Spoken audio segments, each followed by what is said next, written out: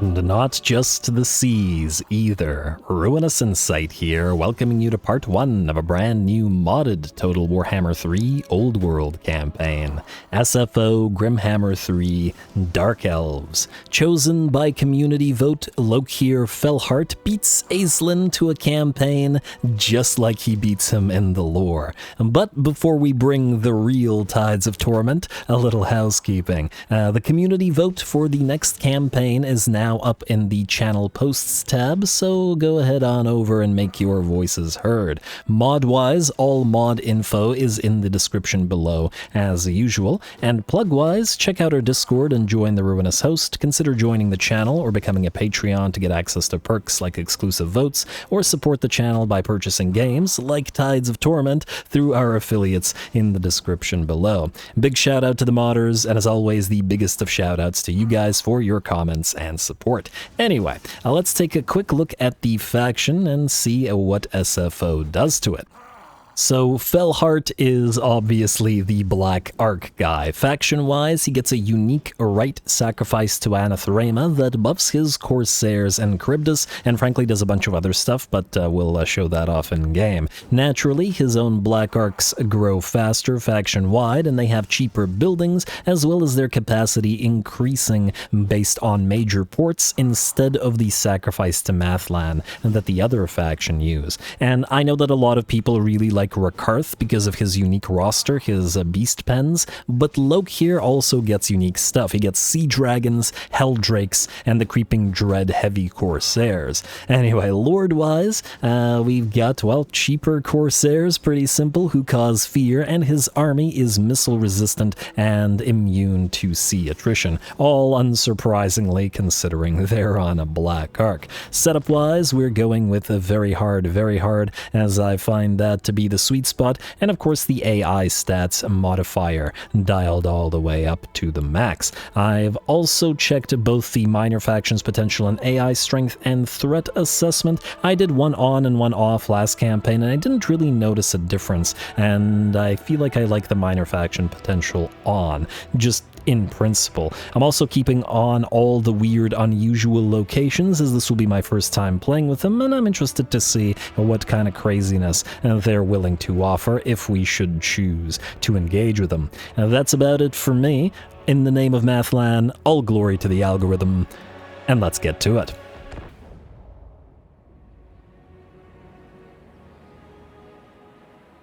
Every skull that decorates this deck adds to my legend. Why should I not take yours?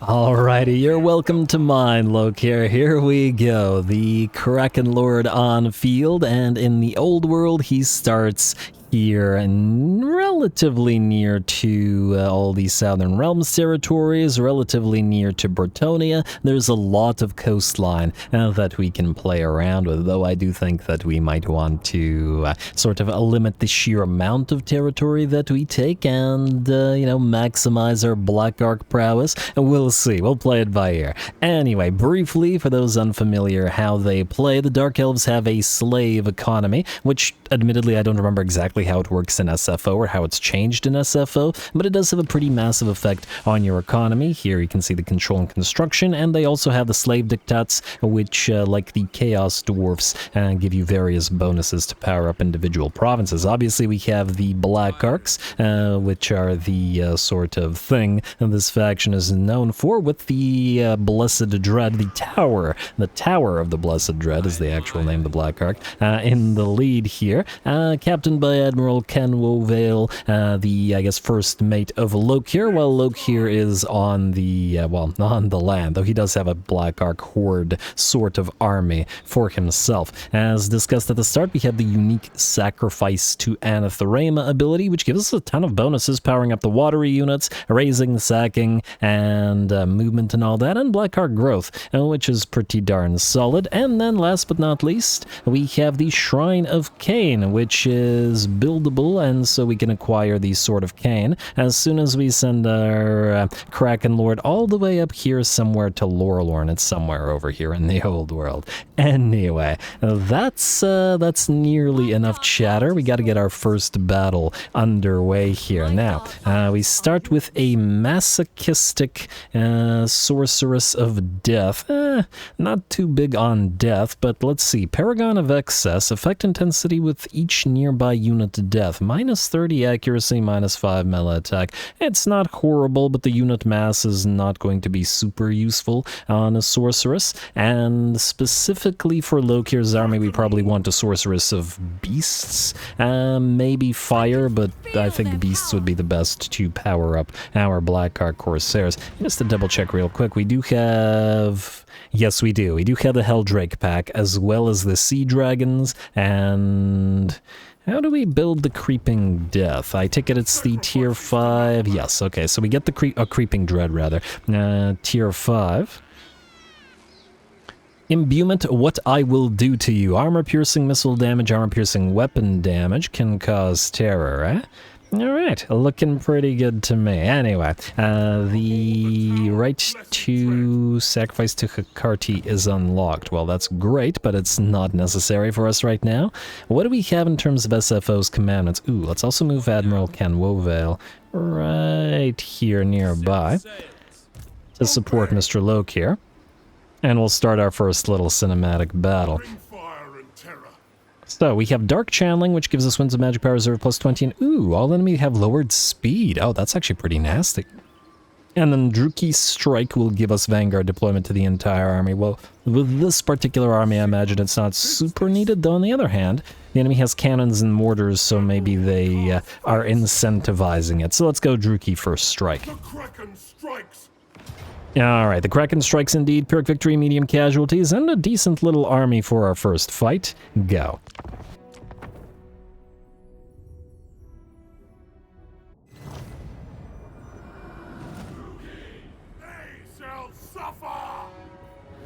Alrighty, they shall suffer indeed, or would you perhaps say misery for all. Here we go, the Krakenlord on the battlefield with that trademark helm of his, and I know it looks super edgy with those completely necessary red eyes, but it isn't actually an elven artifact. I'm pretty sure that Lokhir stole it from the Lizardmen, so it isn't actually the Dark Elves that are edgy in this particular situation, though I would absolutely love to see a skink with this helmet. I think it would be amazing. Anyway, we got that Druki first strike, which means we are Vanguard deployed and ready to smash into the enemy line. Alright, quick. Our spears will take the enemy charge first and essentially try to bog the enemy down. I'm going to get the first Spirit Leech on the enemy lord here, while Lokhir, somewhere in the press here, will head towards him. I'm going to be a little bit difficult to spot Lokhir while he's on foot, I will admit,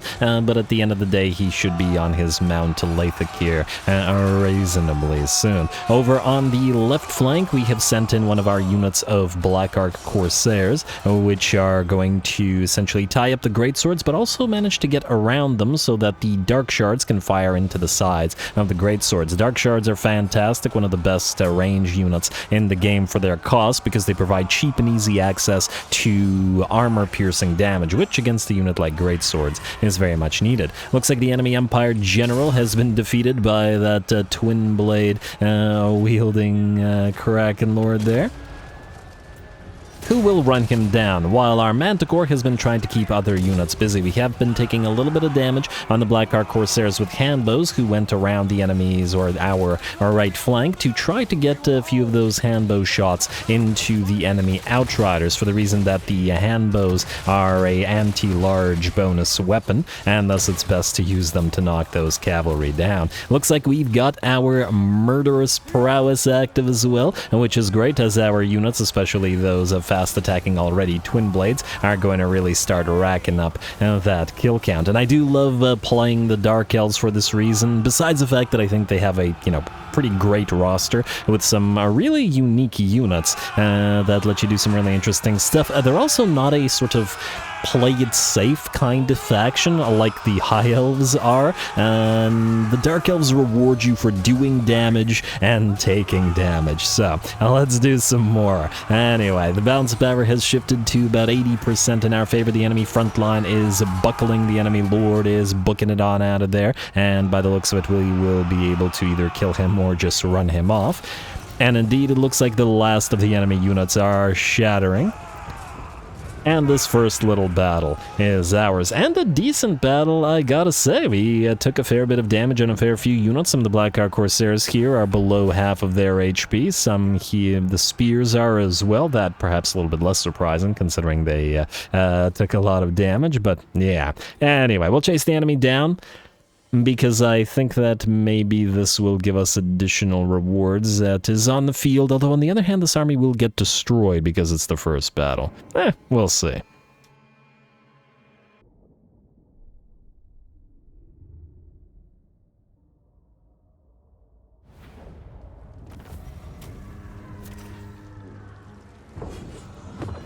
Alrighty, a very nice first fight there, and I always enjoy it when the first fight in the campaign isn't an ultra easy one, and we got a close victory, so pretty darn solid. The Dread Spears held the line as well they should, and interestingly enough, they largely outdid the, well, they outdid one of the Blackguard Corsairs and did damage on par with the other one, though admittedly one of them was fighting the Great Swords, so perhaps unsurprising, though they did have the help from the Dark Shards and their armor-piercing damage. Solid work out of the Corsairs with handbows, of course, which is the unit that Lokhir will want to build around.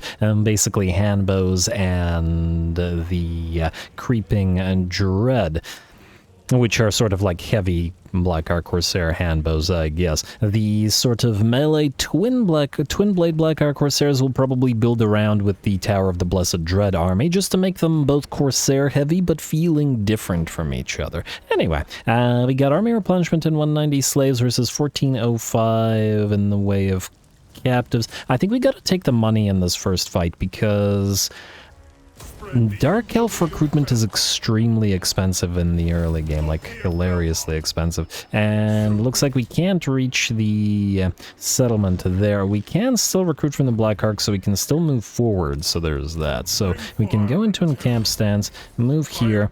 Oh, and I guess we can recruit from our own Black Ark as well. Oh, and actually we should really build stuff. Well, we just had to fight that first battle first. Ooh, actually, what do we have in terms of available masters? No Sons of Murder as of yet. We need those to get the Black Ark Reavers. We got a Perfectionist, +10/+10 and expert charge defense, pretty solid. Enfeebled defense, melee defense -6. This would actually be pretty solid for Ken Wovale's regular Corsair army. And actually, do you have a unique? Yes, you do have a unique. The Kraken's Claw. While Lokhir prowls the land, his closest lieutenant takes command of the Blessed Dread. Tower of the Blessed Dread. But anyway, attribute Unbreakable. Reload time reduction +10, but it's only for the Lord, but we do have missile resistance and bonuses for the Black Ark Corsairs, eh? Oh, man. I hope we don't get bad luck and get a bad name of power. That's always unfortunate, but you gotta roll the dice. You gotta roll the dice. And the Dark Elves do worship Loic as well, so, kind of the god of deceit, so it's not just the Wood Elves, but anyway. Totally not Kegarak. Anyway, you can go into Dread Expansion. You, mister, can, I guess, start with Inspiring Presence. You seem to actually have... Oh, wow. Huh. Okay, so he has a lot of stuff that levels up at level 12, but really it's the... I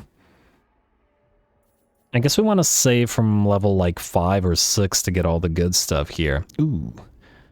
Hello. Income from ports faction-wide and Blackguard growth rate faction-wide. Vanguard deployment for Corsairs, Lord's Army is fine, but if we use Druki First Strike, it won't be super necessary. Though, stock for Corsairs is quite nice, I will admit. And yeah, and this is why we want the focus for Lokhir to be on the handbows and the Creeping Dread, because we have the armor-piercing missile damage plus 100% for Black Ark Corsairs units, which is a very significant buff specifically to the handbow units. Plus the handbow units are generally just better, though in SFO, the regular Black Ark Corsairs have a significantly increased melee attack.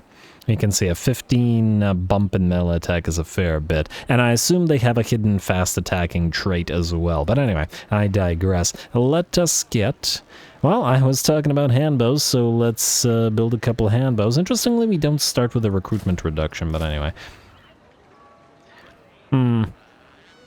We could build a couple more dread spears if we really wanted to hold the line, but we'll probably just want to use Corsairs. I'm gonna say just get a couple more Corsairs. Anyway, the dread spears will be used up rather quick. You...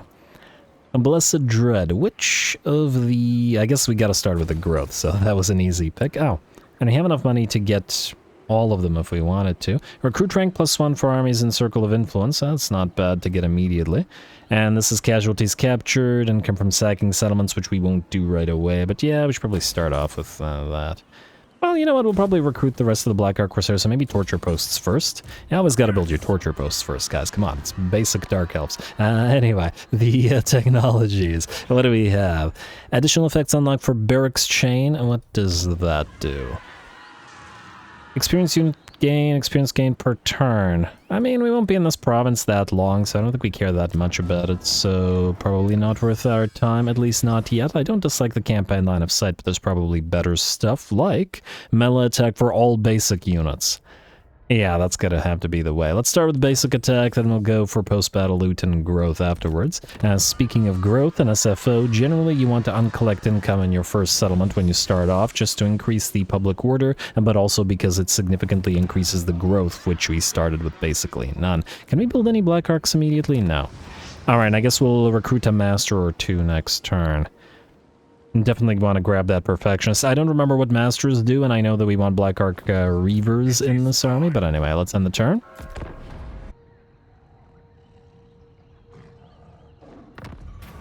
Alright, now we have the start of the SFO thing. Lately I've been doing Time of Balance, no buff at the start of the game, because I don't think the player needs any additional buffs, so I think that's fine. Lokhir, do you have enough to actually take this place? Yeah, I think you do. Alrighty, so let's besiege Nuja, whatever it is. And it looks like this little fellow will run away. Whereas... we don't really have any artillery to knock the walls down. We could wait the turn, and yeah, I think that'll significantly reduce our casualties. It'll also allow Admiral Ken Wovale to creep a little bit closer, which might be the thing to do. I guess the enemy might also try to sally out. I doubt that they will, but they have the option. Also, where does the sea lane go? Ooh, and it's right beside us, too? Oh, that's nice. That's real nice. So we could go to the Kingdom of the Beasts and fight Lizardmen, Wood Elves, and Empire, and... who's here? Khalida is here, and Tomb Kings. Yes, I'm liking this already. I forgot that we started with the side of Sea Lane. Actually, speaking of sea, let's see. You guys are really cheap at the start, so here's what we're gonna do. We'll get the Perfectionist. And I just want to take a look at him real quick. What do you buff? That's the main question. Okay, so you buff weapon strength for Cold One Knights, Cold One Dread Knights, and Cold One Chariots. Irrelevant for this particular army, but I don't see a reason not to level one of these guys. I think it's actually... Unbreakable for Accompanying Lord? Okay, then we should have one of these. I assume that Lokhir isn't immediately unbreakable. And the missile resistance would be useful on him, because once he has Lathakir, his Sea Dragon mount, he'll be a big target and more vulnerable to missile fire. Alright, I'm convinced we should have one master in this army. Just taking a look at all the other stuff and anything interesting that I might have missed. And actually the weapon strength for Lord. I'm almost tempted to say 2 masters might be good, but it's mostly to power up the Lord. Anyway, the thing I wanted to also do is get... I don't really care which one. Character experience gains, stealing items. It's not bad. I'm gonna say you, just in case we end up keeping you and just in case you get assassinated. And you, Valanduil, will be Scout. I don't usually end up doing this in the early game because heroes are a hot commodity in the early game, but we have the other Dark Elves fairly close to us. Here at Nagronath, the beached Black Ark is where Kronhelebron is located, and then Rakarth should be up here somewhere. So we should identify them both in case we get an early confederation, because it would be nice. Otherwise, I believe we're good to end the turn. Yes, there's no buildings to be building because we're waiting for growth, I take it. Yes, alright. Feel the power. Alrighty, so, Mr. Scout, you are out. Go, go, go. Alrighty, and you can sail on north, whereas Delzus will not be able to join us for this fight, but that's alright. You are going to full speed stance right beside the place, because we'll want to transfer one of the units, which will be cheaper under Lokhir, and then we'll want to level Spirit Leech and max it out as quickly as possible. I assume that you can't summon heroes right now either? Yeah, unfortunately not. Alright, our first siege. A Decisive victory, casualties low, but it's always fun to see our units climb into those towers, then cut down the enemies. Go.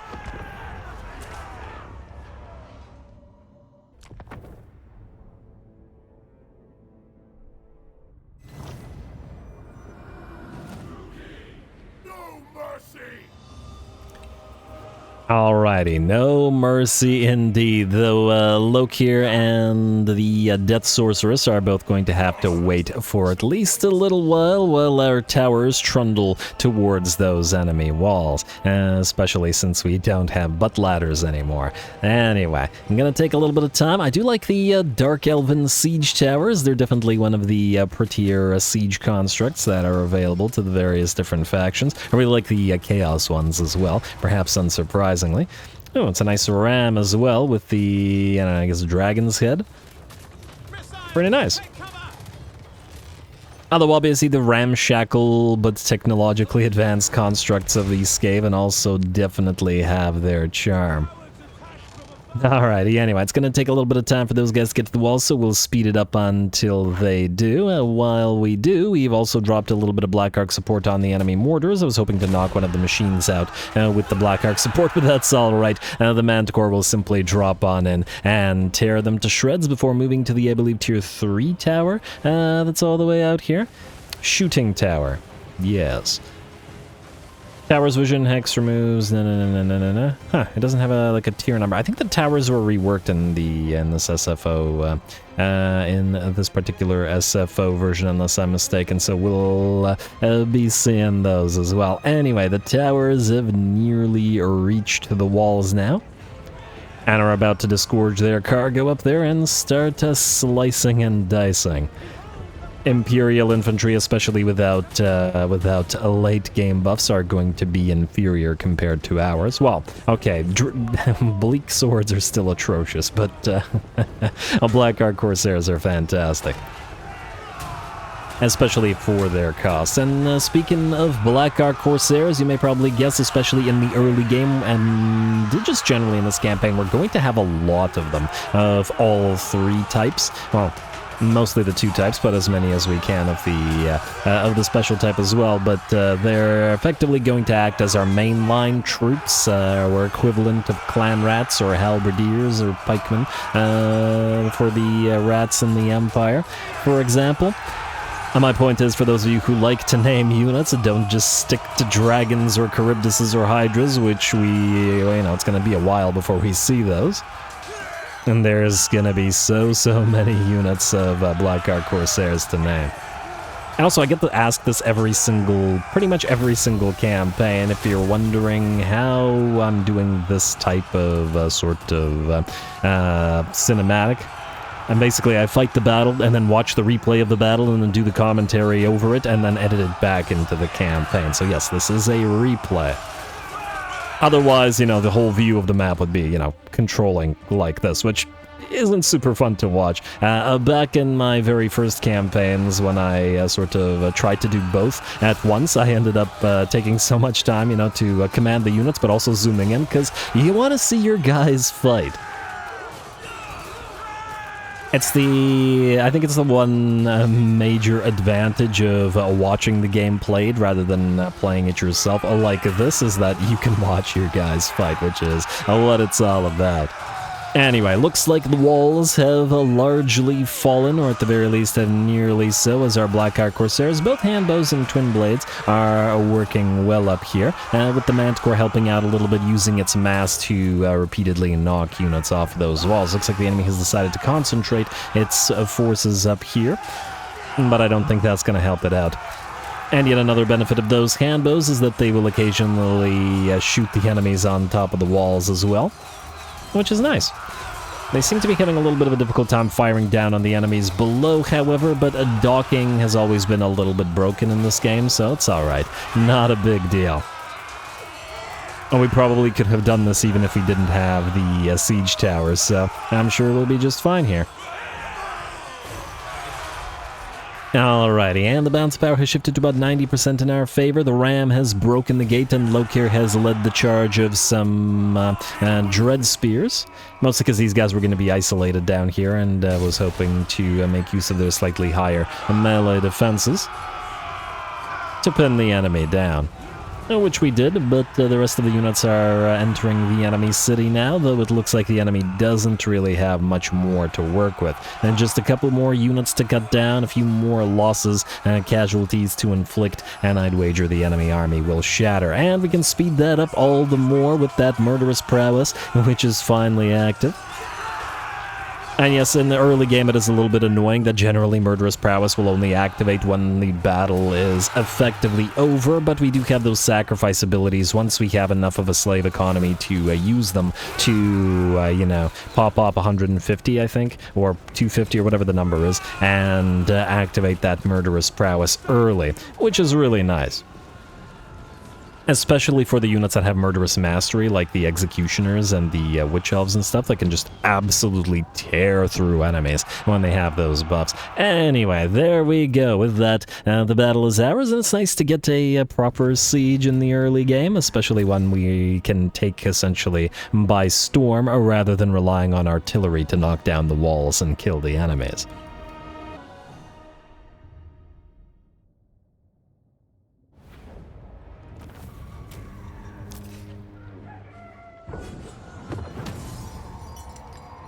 Alrighty, there we are. Some darn solid siege work with the Blackheart Corsairs, and, well, the Twin Blades certainly came in handy as we sent them up on the walls, though some of the handbows did similar sorts of damage. Now, we'll take the place for ourselves. Let's not deal with the public order. Much as I'd like to sack the place, there will be much sacking going on later on. And a Forbidden Rod, very, very nice. Best used on mages of the dark variety, because they can heal themselves, but for now, a little bit of damage won't hurt, and hopefully we'll get some items to counteract it. Now, I would like you, sir, to trade these handbow Blackheart Corsairs.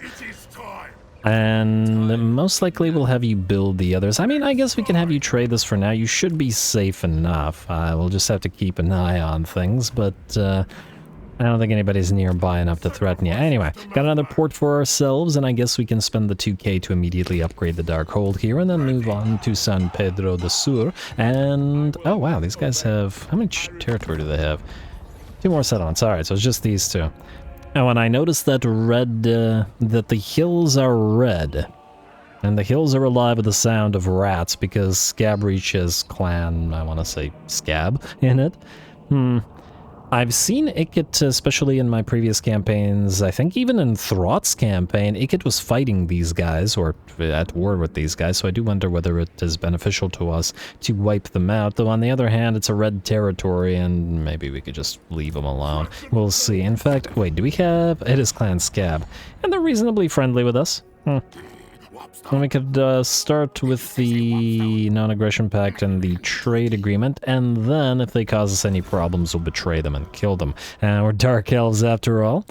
Almost as betray-happy as the Skaven are, though I believe in Lokhir, or the Fellhearts in general, their family likes to, you know, sort of not backstab each other, as other Dark Elf families are wont to do. These guys sort of work together, which is part of their greatness.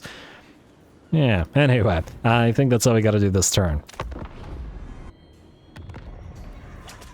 Alrighty, are we able to reach San Pedro in one turn? Alas, we are not. Alright, I guess we'll take the turn to recruit, what, more Blackheart Corsairs? At least until we get Helldrakes and Sea Dragons, we should probably make use of it. At the same time, rather, let's see what we got in terms of available lords. Sa'an Ishar, mount up. What do we have here? We have weapon strength for Dread Spears, Dark Shards, Bleak Swords, and Blackheart Corsairs. Funnily enough, I did want to try it. Ooh, armor plus 10.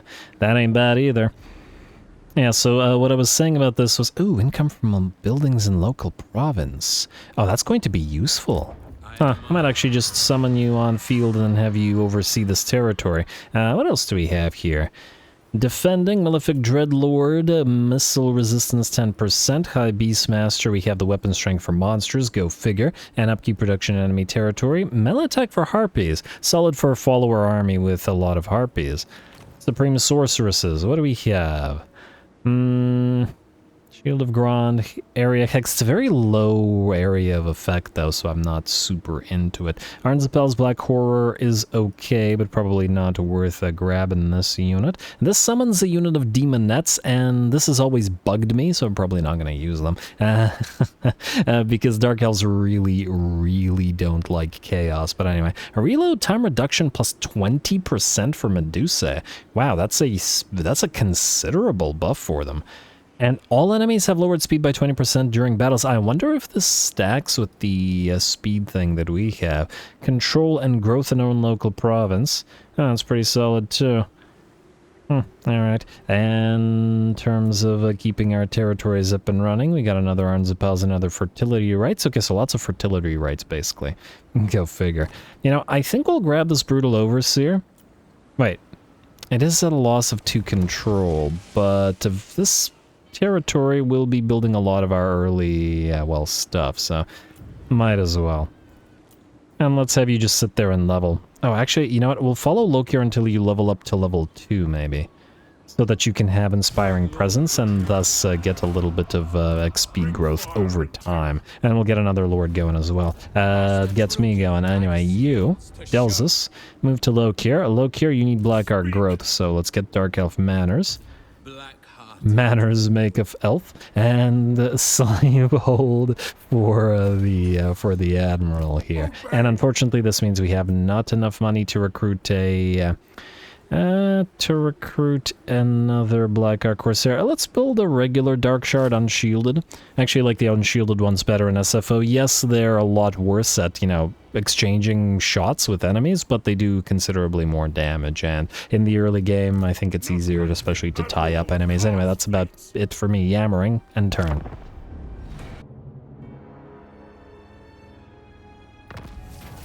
Alrighty, what do we have here? Oh, wow. -1 loyalty. Oh, he's already down to 2 loyalty, but it's free 2,500. It's pays back our investment, and I'm certainly not paying 2,500 for this. So if he wants to rebel, we'll let him rebel. I don't really care. And we'll just kill him. He has no army or anything like that. Anyway, we will have a Mr. Leech follow a Lokhir in a second.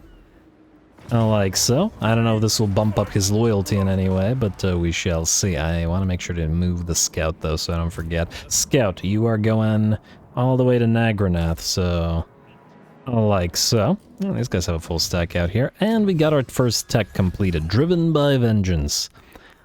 Leadership, vigor loss reduction, and speed for everybody. This is really nice, but I think we'll go for the post-battle loot first, because in the early game, every penny counts as it helps you to whatchamacallit? Snowball, that's the word. Alright, and ooh, we got an island here. I think Remnants of Battle means you can pick it up because it has no battle. It's a Remnants of Battle, so you can go here and grab it, see what kind of money we have, and yeah, we could do it with Lokhir, but he'll want to move to Belmaz.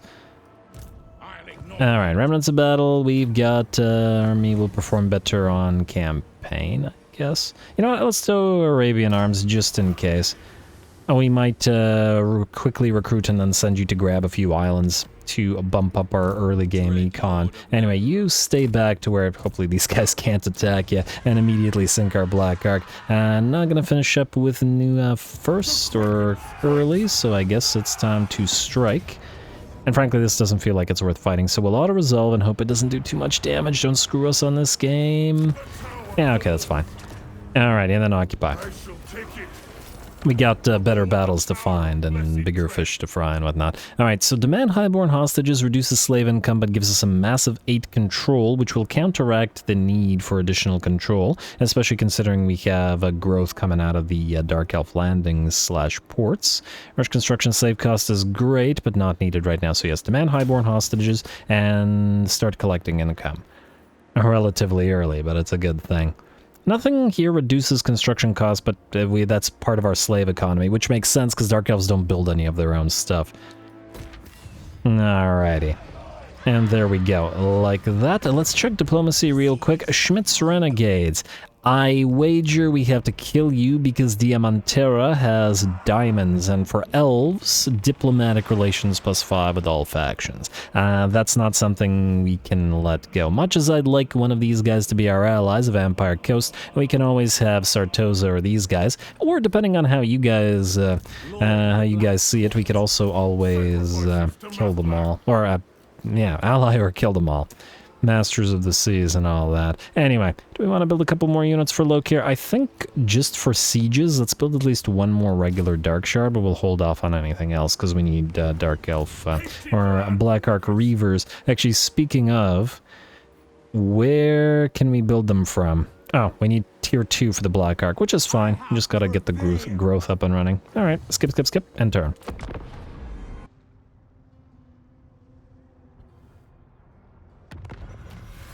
Alright, right unlocked. We got 2 up and running now. The first one gives us Winds of Magic and XP for sorceresses, which is great, but not really needed right now. And I'd rather save Sacrifice to Authority. It's a massive increase to control and the Dictat cost, both of which should be pretty darn useful. Now, Lokhir. I do wonder whether you'd be able to hit Belmaz, but I think I'd rather... Well, it's a likelihood that these guys just bypass you. I guess we're just gonna have to risk it. Go into ambush stance right here. We'll move Leech in as well, and then hopefully they don't go to San Pedro. I think we'll keep you, Admiral Ken Wovale, just nearby enough, but not where they can potentially sink you. Let's also get you Inspiring Presence so that your army starts growing. And then Lokhir... I mean, we should probably grab Linebreaker for the buff to the Black Ark Corsairs, but need to be careful about overdoing it on points in case he wants his, well, unique traits as fast as possible, which he definitely does. Anyway, that's another skip and an turn. Hey, alright, little mini ambushes. Oh, it's not even a... Huh, well, whatever, they're dead.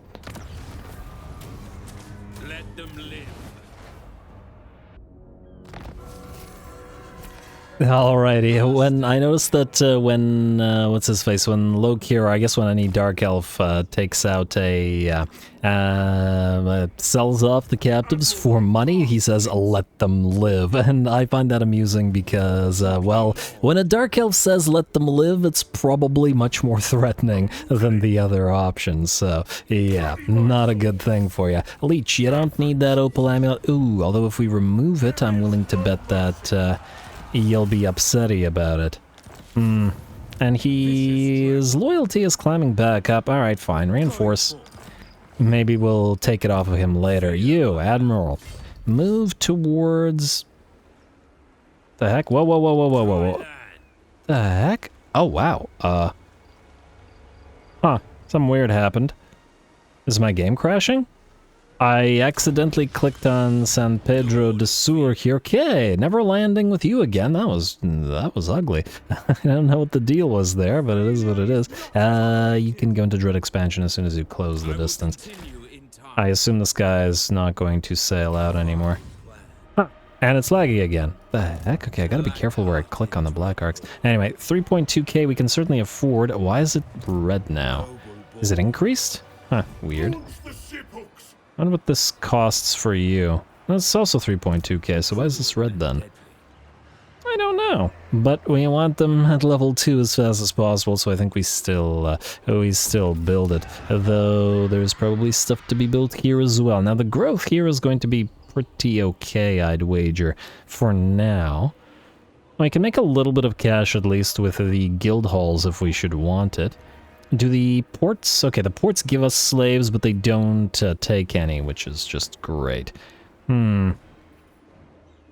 Just taking a quick look at what we have in terms of options. The control bonuses are pretty nice, so we'll presumably lose control if we build a lot of slave buildings. Do we need anything early? I would like some Dark Riders, but that'll be for our second army, because they're a fun unit to play around with. Yeah, I think we'll start with the growth, although... Yeah, start with the growth, and then we'll delete it once everything's here at least tier 3, or possibly place it in one of these things. Oh, we got exotic animals. What does this do for Dark Elves? Out of curiosity. For Charybdis. Horrendous. Upkeep reduction faction-wide. Ooh, that means this is probably a high priority thing to have as well. Anyway, Lokhir, you're gonna fight again. Let's have the master get the training to buff up that troop XP. And go, go, go.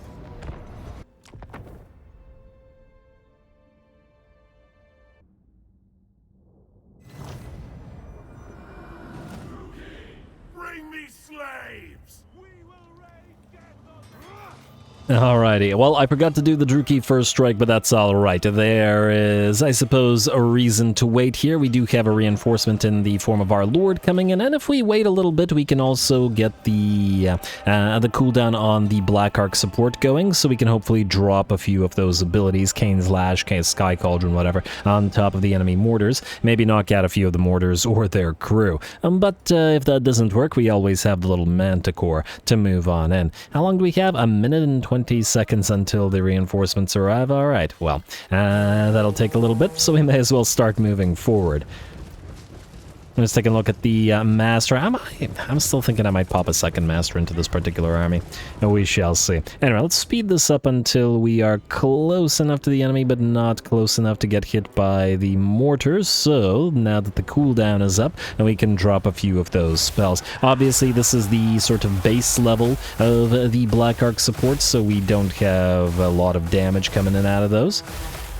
But with the massive growth increase to Black Arcs that Lokhir is famous for, we should be able to get super high damage dealing on Black Arc support up and running relatively early. Second ability comes down, but it looks like none of the actual mortar, none of the machinery gets destroyed, which is a bit unfortunate. The crew lost about half of the number they started with, though, which is, I guess, something. Oh, wait, did they lose one? Oh, no, they did not. Wait. No, they did not. Damn it.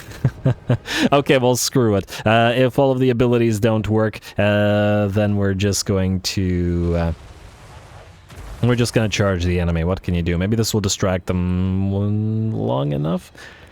And with the crew at least somewhat heavily damaged, we can, kill the enemy units rather quickly once the Manticore arrives. And you know, sometimes it's nice to just run on in, taking artillery fire and missile fire as you do, and those who survive, who dodge and weave through the screaming shells and whizzing arrows and bullets and take as much damage on their sea dragon cloaks while they get to their greater share of the plunder. Everybody's happy, and everybody who's not is dead. 'Tis the Dark Elf way.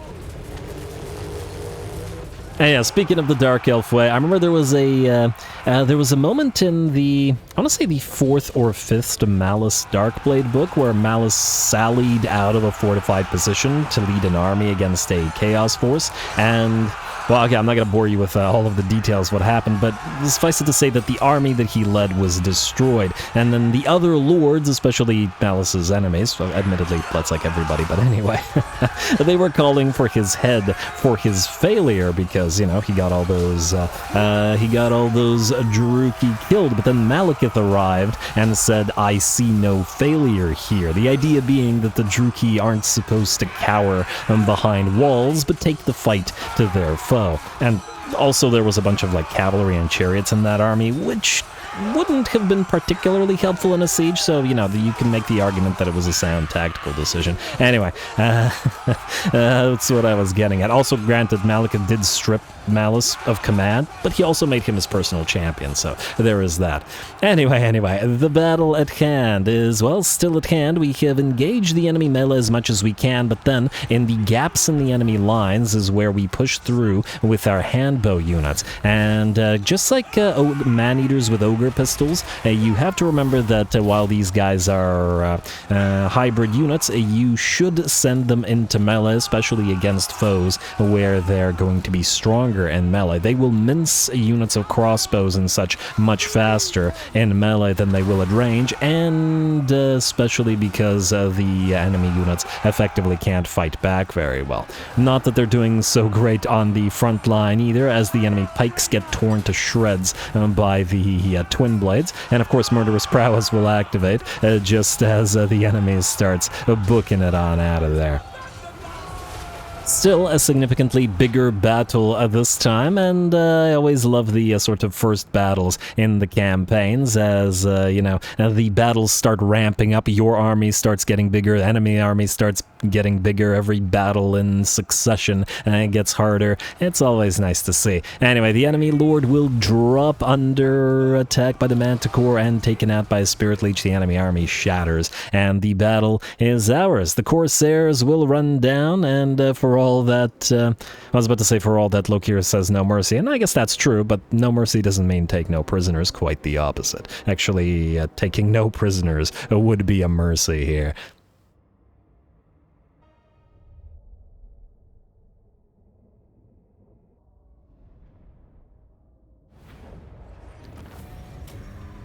I love those frickin' handbow units. I think close quarters infantry, I guess, is the name for this unit archetype. It's my favorite archetype in the game for any unit types of Free Company Militia. You probably have heard me singing their praises enough in the Empire campaign. Slayer Pirates, similar for Dwarfen campaign, and then handbows for Lokhir. Or maybe I just find this type of unit every campaign I do, or maybe I do campaigns that have these units in abundance. But anyway, fun stuff with these guys. 16,000 damage on one of the Blackrock Corsairs twin blades, 19 on the best damage dealing handbow unit. Not a lot of on damage on Lokhir, admittedly, but he's, you know, he's on foot for now, and eventually that won't be the case. Occupy.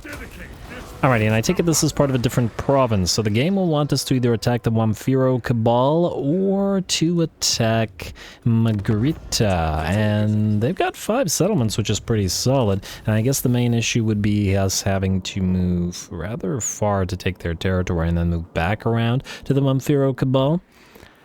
Or we could go for the Cabal right now. You know, maybe it would be better to start on the reduction of their vampiric corruption. On the other hand, 2 of their settlements don't have ports, and this would be a bunch of ports, which would probably be the better thing for us. I will think about it over the one turn that I have time to do so. I'm gonna say still build the slave hold. We still need to get all the way to 4 growth for a Black Ark upgrade, so I don't think the 1 is going to set us back all that much. You are still at 3, eh? Maybe follow Lokhir for a little bit longer. Actually, speaking of Lokhir, why are you unable to leave the faction? Oh. Wait, can you do that? Okay, go to regular stance. Can you build that here? Oh, in order to build it, I wanted to start channeling mana. You know what, I think I'd rather have him channel mana instead. Let's max out Spirit Leech, but only after we build Get Soul Blight, which is the other nice ability in the Allure of Death. You can grab Indomitable Will, I guess. Although, you know what, the other option would be to start saving points for above suspicion in order to immediately try to buff up Lokhir, which is probably a good thing. When do we unlock Lokhir? Rank 20. Oh wow, that's gonna take a while. Well, while-ish. Main Lord always levels reasonably fast. Anyway, I think that's all we can do right now. We'll hold on to the cash and we'll end the turn. Alright, Seafarer, how do these guys? Minus 24, minus 153. Yeah, I think it's going to be the better option to go after Magritta first, assuming that the Skaven don't start fighting with the Undead. Oh, they're in a non-aggression pack. I wonder if we can get you to betray them. Break non-aggression pack with Wamphiro Cabal, minus 11, eh? Not likely right now, but oh well. We'll go for these guys. More ports, free spices, which give us... Okay, they just give us a... Wow, actually, they give us additional resource produced, which is nice. You've reached rank 2. Was there a reason that we wanted rank 2 early? Oh wow, we can start building shades pretty early, but they're a little bit on the expensive side in terms of upkeep, which I guess is true generally for the Dark Elves, especially in the early game. We should start upgrading these things, probably, but obviously growth will have to be the first thing we do. You, Lokhir, can proceed to Ubrik, and then Leech will keep following until the loyalty is good. Though there's two other things we want to do. We could probably get another Fleet Master up and running. Yeah, another Black Ark, whatever. You consider... Oh, damn it. I clicked in Belmos and it lagged again. And yeah, you just wait until we get the growth. I just want the Black Arks growing fast as they can, and then you can move out here as well. Follow Lokhir for now. We'll get you your own troops shortly. Alright, as soon as we can get the reductions in terms of recruitment cost. This gives us the upkeep reduction for Black Ark Corsairs and Reaper Bolt Throwers, which will make up the bulk of these armies, so it should be upgraded. I wondered, wait, 1 second, does it give us capacities? Nah, it just unlocks the recruitment of masters. I was hoping it would also give us capacities of masters, but alas, not the case. We can upgrade these things. Fighting Pits is a little bit expensive, but it is free XP for these guys if we should want it. Otherwise, we might be... Oh. Helm of the Blessed Dread. Campaign range... Oh, yes. Okay, we should probably upgrade you. And then Lokhir himself, you can build... I cancelled one of these, didn't I? Oh, it's because we want a channel instead. Yeah, alright, fine. Next time we get damaged, we'll build it. At this rate, at least we're going up to a full-on Black Ark. Anyway, the other thing I wanted to, or the two things I wanted to check is... Area Coordinated Carnage for Lords and Heroes, not bad. Melee attack plus 10 for Heroes and Army. Ooh, this is actually quite nice. We might have a hero army in our future. A potential for a fire army as well. Ulthwani Scourge, yeah, we won't be fighting too many high elves, I take it. I mean, we will, but not too many. And... I think we're okay otherwise. I just wanted to check out what we have here. If there's anything new or if there's anything that we really, really need to get in the early game, but I think we'll hold off. Anyway, Mr. Scout, you have not quite reached Nagranath, but you're certainly on the way, so keep on going, sir. And let's end the turn. As soon as we have to wait until he stops moving. But I'll get there. Eventually. Wait, does Lokhir have a similar sort of special building? He does. It costs 6. Ooh, it's a faction-wide buff choice. Alright, well, once we have spare points... Hello. 10% range for handbow Black Ark Corsair units, and reload time reduction and ammunition. Bonus versus infantry and missile resistance for monsters. Oh, this is probably the best one. Only one can be constructed, but you can demolish one. Oh, in the early game, we'll want expanded quarters. In fact, we'll want this relatively early, 20% for Black Ark Corsairs upkeep production. Want to make them as close to free as possible in the Black Arks themselves. Especially, wait, you should have another reduction. You have an upkeep for Lord's Army.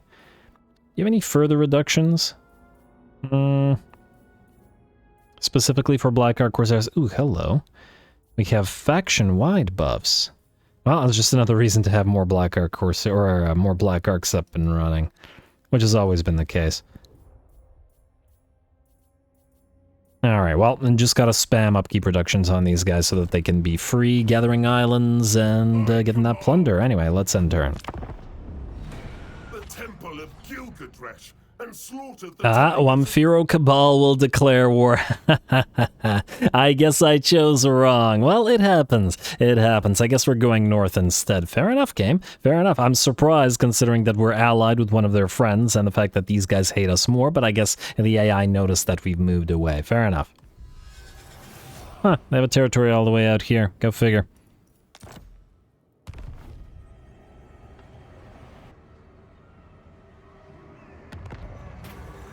Alright, I guess we'll have to come back for those ports later. Happy Populace faction-wide. And 1 loyalty? That's all it costs? Faction-wide, plus 5. This is the obvious choice. -5 faction-wide for 20 turns is insanity. Coerce him. I don't care if he dies. Also, let's give this a read. Rumor has it that Ezrazor has been asking questions about you. He is said to be Malekith's spy master in the Black Council, though there is no proving it. If he could be coerced, Malekith may think more highly of you. Coerce him. Alrighty, and what do we have here? Income from post-battle loot, an unusual location in Belmaz. What do we have here? And faulty Doomsphere. And that's one of the new ones, isn't it? Yeah, it costs 13,000 to remove. A research rate plus 10 for settlement owner. Blah, blah, blah. Well, it's free research rate, I guess. This location will be extremely costly to remove. When the Skaven corruption reaches 100, the Doomsphere will detonate. We just let it blow up. We just not invest in the place. It cost us nothing. And we've never invested in it. Yeah, that's fine. We'll let it blow up. I don't care. Let's do this then. You, Lokhir, will move up this way. This guy's still low on loyalty. Oh, we can't take that item from him now, can we? Oh, well, what can you do? Lokhir. Since we're going this way to Jerez, you will move up here and keep channeling, I guess. I wonder where these guys' main stack is. Since they declared war on us, there should be a decent likelihood that it's nearby. And you are not close enough, eh? I wonder, does the Blessed Dread have a higher sort of area? I don't think it does, unfortunately. Alright, well then, Blessed Dread, you can go this way and march stance, full speed stance. Try not to get sunk. And Admiral Balthanol will stay here, near Lokhir. I don't expect Lokhir's army to be destroyed, but I guess we do want this guy to appear here for when we attack these guys. Probably then a decent likelihood that these guys will attack us as well, so we'll have to prepare for it. You will then go founded on tyranny, get that growth up and running, and then we'll do marching to war for the speed. I'm almost tempted to do marching Again, we'll have good growth because of the port. Well, okay growth because of the ports. On the other hand, 10 growth is really not that much.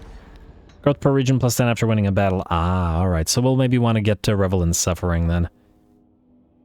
Alright, fair enough. Fair enough, we'll do that. We'll also want to upgrade this, but maybe not right now. We will want to build a clay pit here, and I would like to upgrade Tor Corindus as fast as possible, though it is fairly expensive to do so. Anyway, that's another end turn. Damn you, Firo Cabal. Ooh. What's the likelihood that they attack Tor Corindus? Well, with a full stack, they might be able to wipe it out. Just in case, maybe we get a Supreme Sork in there. Hopefully there's a decent one. Indulgent. This would be really good, but again, no. No Slanesh nonsense. Dark Vocalist.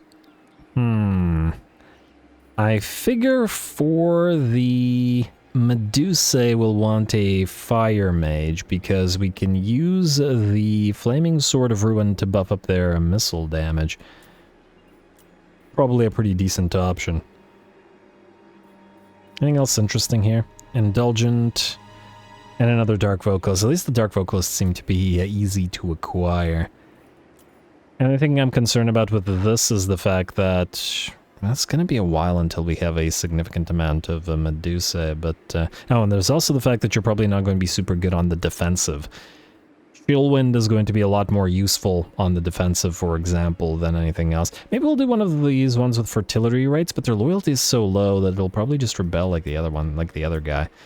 Shadow Manipulator here is at 4 to 9. 3 to 8 is okay.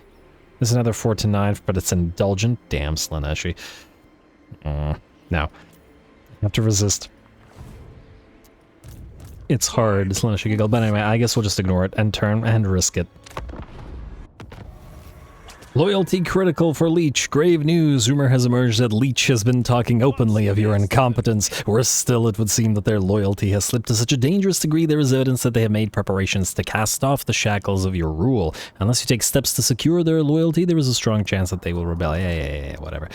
You, go to Nagranath. We will pass by Bellicor. Oh, there's Capitano Sissoko out there. Ooh, that'll be a nice sea battle if we can send a Black Ark up here. And Dastan, we gotta find Dastan Cold Eye. I'm actually surprised that Lokhir doesn't have a special battle, maybe, or a quest or something to defeat Dastan Cold Eye, assuming that it's not part of this, because he had a thing with him in the, or a contest with him in his lore. But anyway, let's go for maybe Druki First Strike for this. Yeah. Oh, what we could also do is let this guy rebel. We could take the Opal Amulet, which will probably just force him to rebel. Oh, Lupio is here. Huh. You know what? I don't like this. You, Admiral, are going to move away. You, Kenwo-Vale, are going to move here. I guess we could upgrade this, but Lupio is decently likely to attack Belmaz. I wonder if he'll keep the Doomsphere or not. I'm kind of curious about it, because I was thinking we could just delete the settlement or abandon the settlement, but...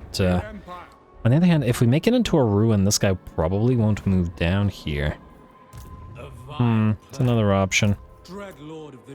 We should also probably have you build your... build an army so that you can defend. Can you sit in San Pedro de Sur? You could probably do so. Admiral of Kar's fleets. Is this a bad idea, to move away from this when it looks like this guy's going to attack us? Maybe it is, maybe it isn't, but we're gonna. And go into Vanguard deployment. I didn't check what we've got here in terms of actual enemies. Pretty weak. I think we are free to auto-resolve it. And we will move this potentially rebellious guy into reinforce, and he can suffer a little bit of attrition. Because screw him. Let's level you up just in case before... Oh, no, actually, you're holding on to your points. And I guess Lokhir will be holding on to his points after Line Breaker is done, which it is now. Alrighty. Sadistic gives us some decent stuff, but nothing too critical. Go. And auto-resolve. A little bit more damage on the melee line than I'd like. I guess the AI is interpreting the Blackheart Corsairs as solely range units, which isn't really the case. But anyway.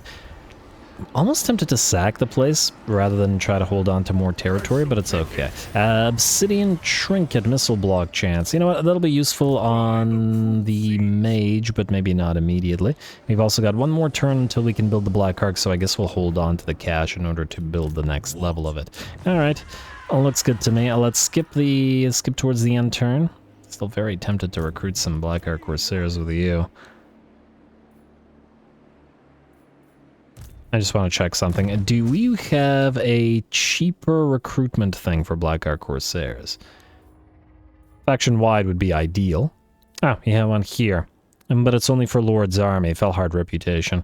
Well, we could easily pump out some more and transfer these to Admiral Kenwo-Vale, and maybe not so much this guy if he moves far away, but anyway, we'll deal with that later. For now, end turn... Ugh. Kind of wish I didn't auto-resolve this, because if these guys attack us next turn, that will be something of a fight. Oh! I just realized there's another issue. Huh. If this guy... Well, I guess we're about to find out. Leech might die, but it's also a sacrifice I'm willing to make, so let's find out if he does.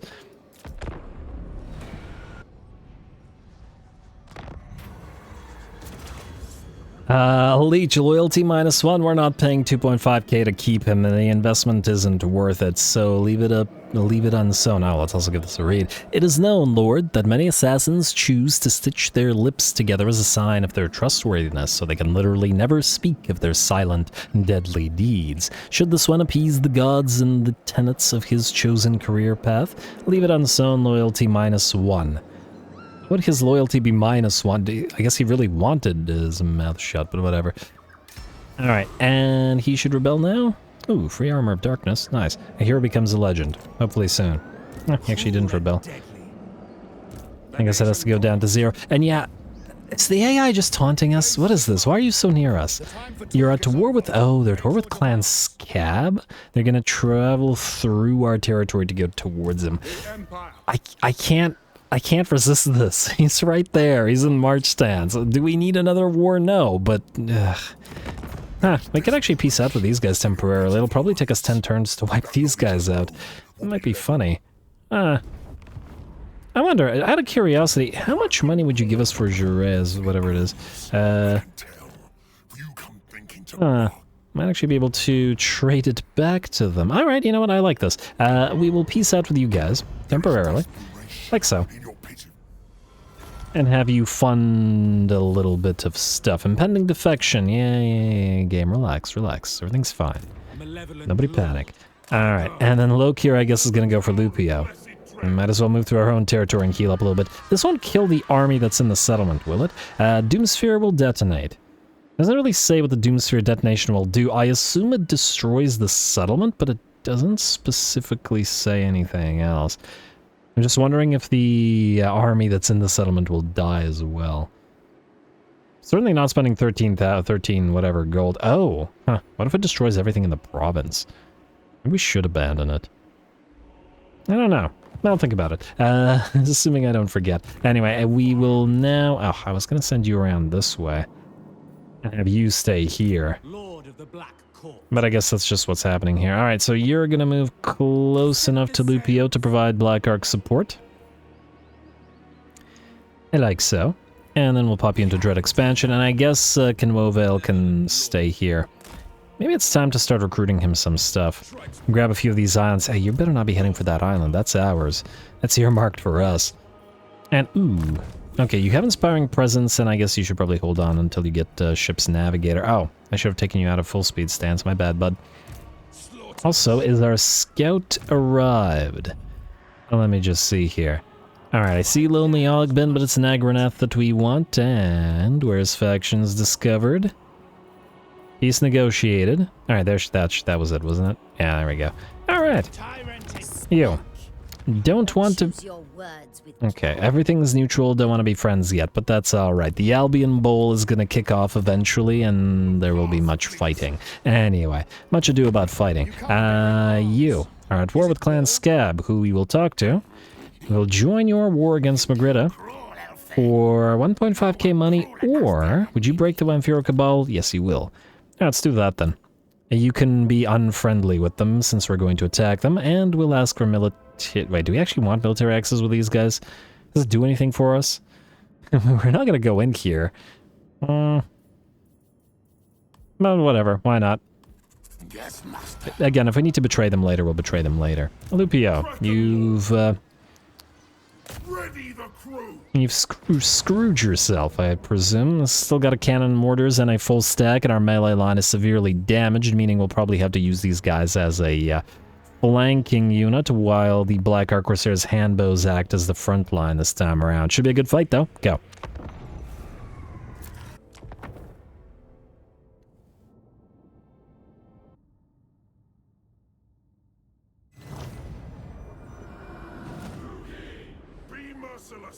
The Kraken rumbles, the riches and murder await. Praise for him.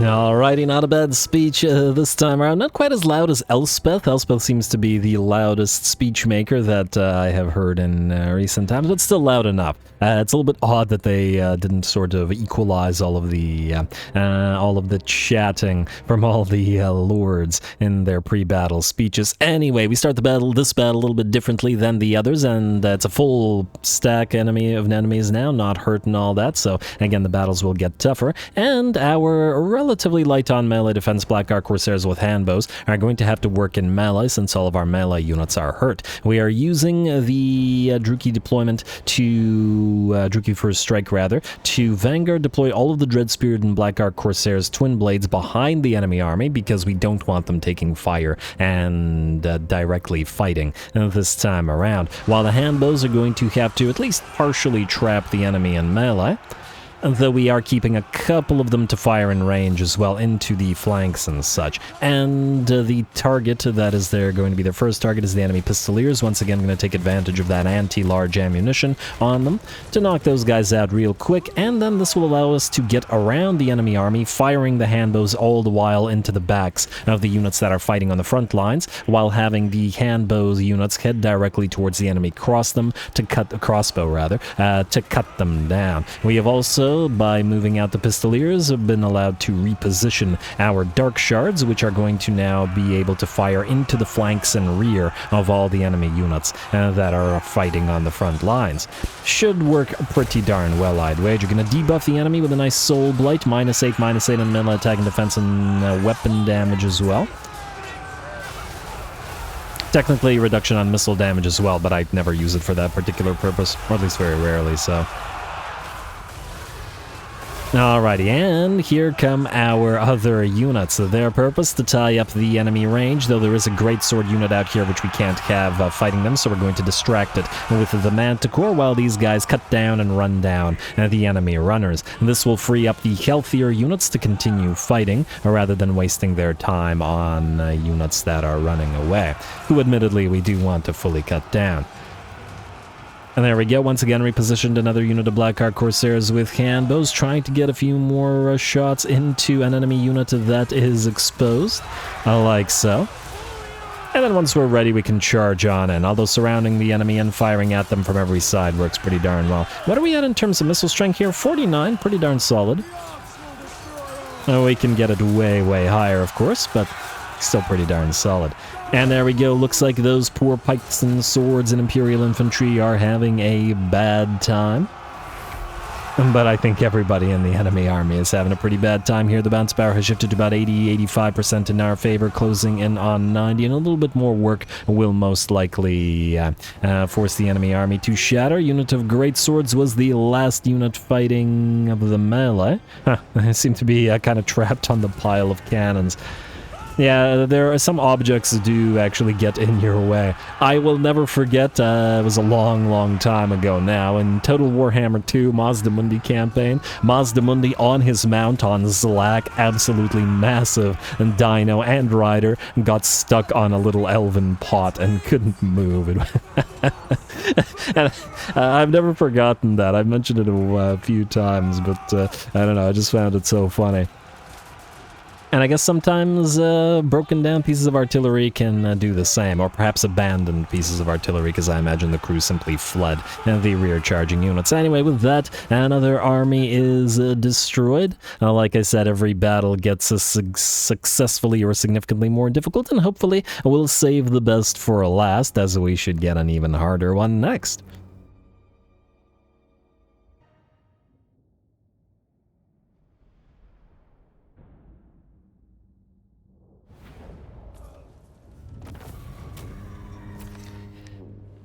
Alright, very nice and a decent chunk of change for it. That should recruit us 3 Blackheart Corsairs. Admittedly, we don't really have the money to afford their capacity as yet, but we're getting there. As for same said Blackheart Corsairs, 20,000 damage on one of the handbows. Oh, 22.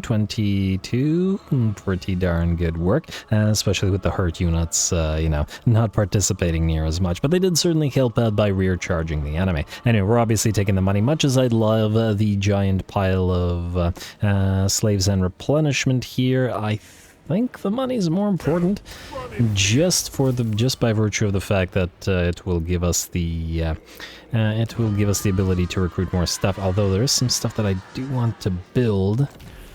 More troops means the ability for the Black Arcs to act on their own, which is really, really valuable. But anyway, Lokhir for now. Oh, wait. You have to build your... Yeah, okay, we do have to do that, though. It's going to cost money, but it is what it is. Start moving here. And if Mr. Leech rebels, I see that his loyalty didn't go up. Onward. And then we'll just kill him. Tyrant of Nagaroth. Works for me. Anyway, Admiral, you can... Okay, yeah, you should build up the Dark Elf Manors. And you are good as you are, yes? Yes. Though I would like you to be near to Lokhir. Somebody has to be over here, at least until we get the next Black Arc up and running. I wonder if we should use you to recruit first, or Admiral. Well, the thing is, this guy, he's out here, can recruit by himself, whereas Lokhir... So I'll build that Black Arc, but whereas Lokhir can recruit for this guy as soon as he's rank 12 and gets that Fellheart reputation. So yeah, we'll do that. Anyway, diplomacy, haven't checked in a couple turns, Schmidt's Renegades, and nobody else interesting. Alright. Well, what about this stuff? I'm still gonna say no. Still don't think it's right. Funnily enough, Sacrifice to Authority would fix this guy's loyalty problem, but I really don't care about him enough. He's just a lord to sit in a province, so it's not a big deal. End turn.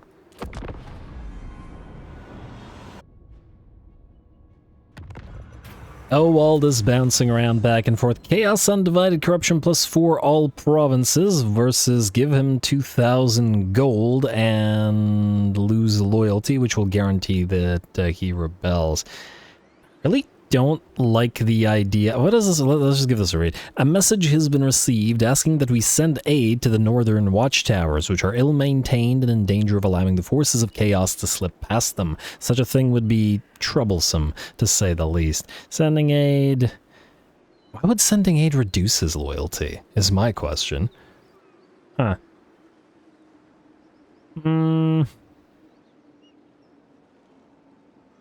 Do no such thing.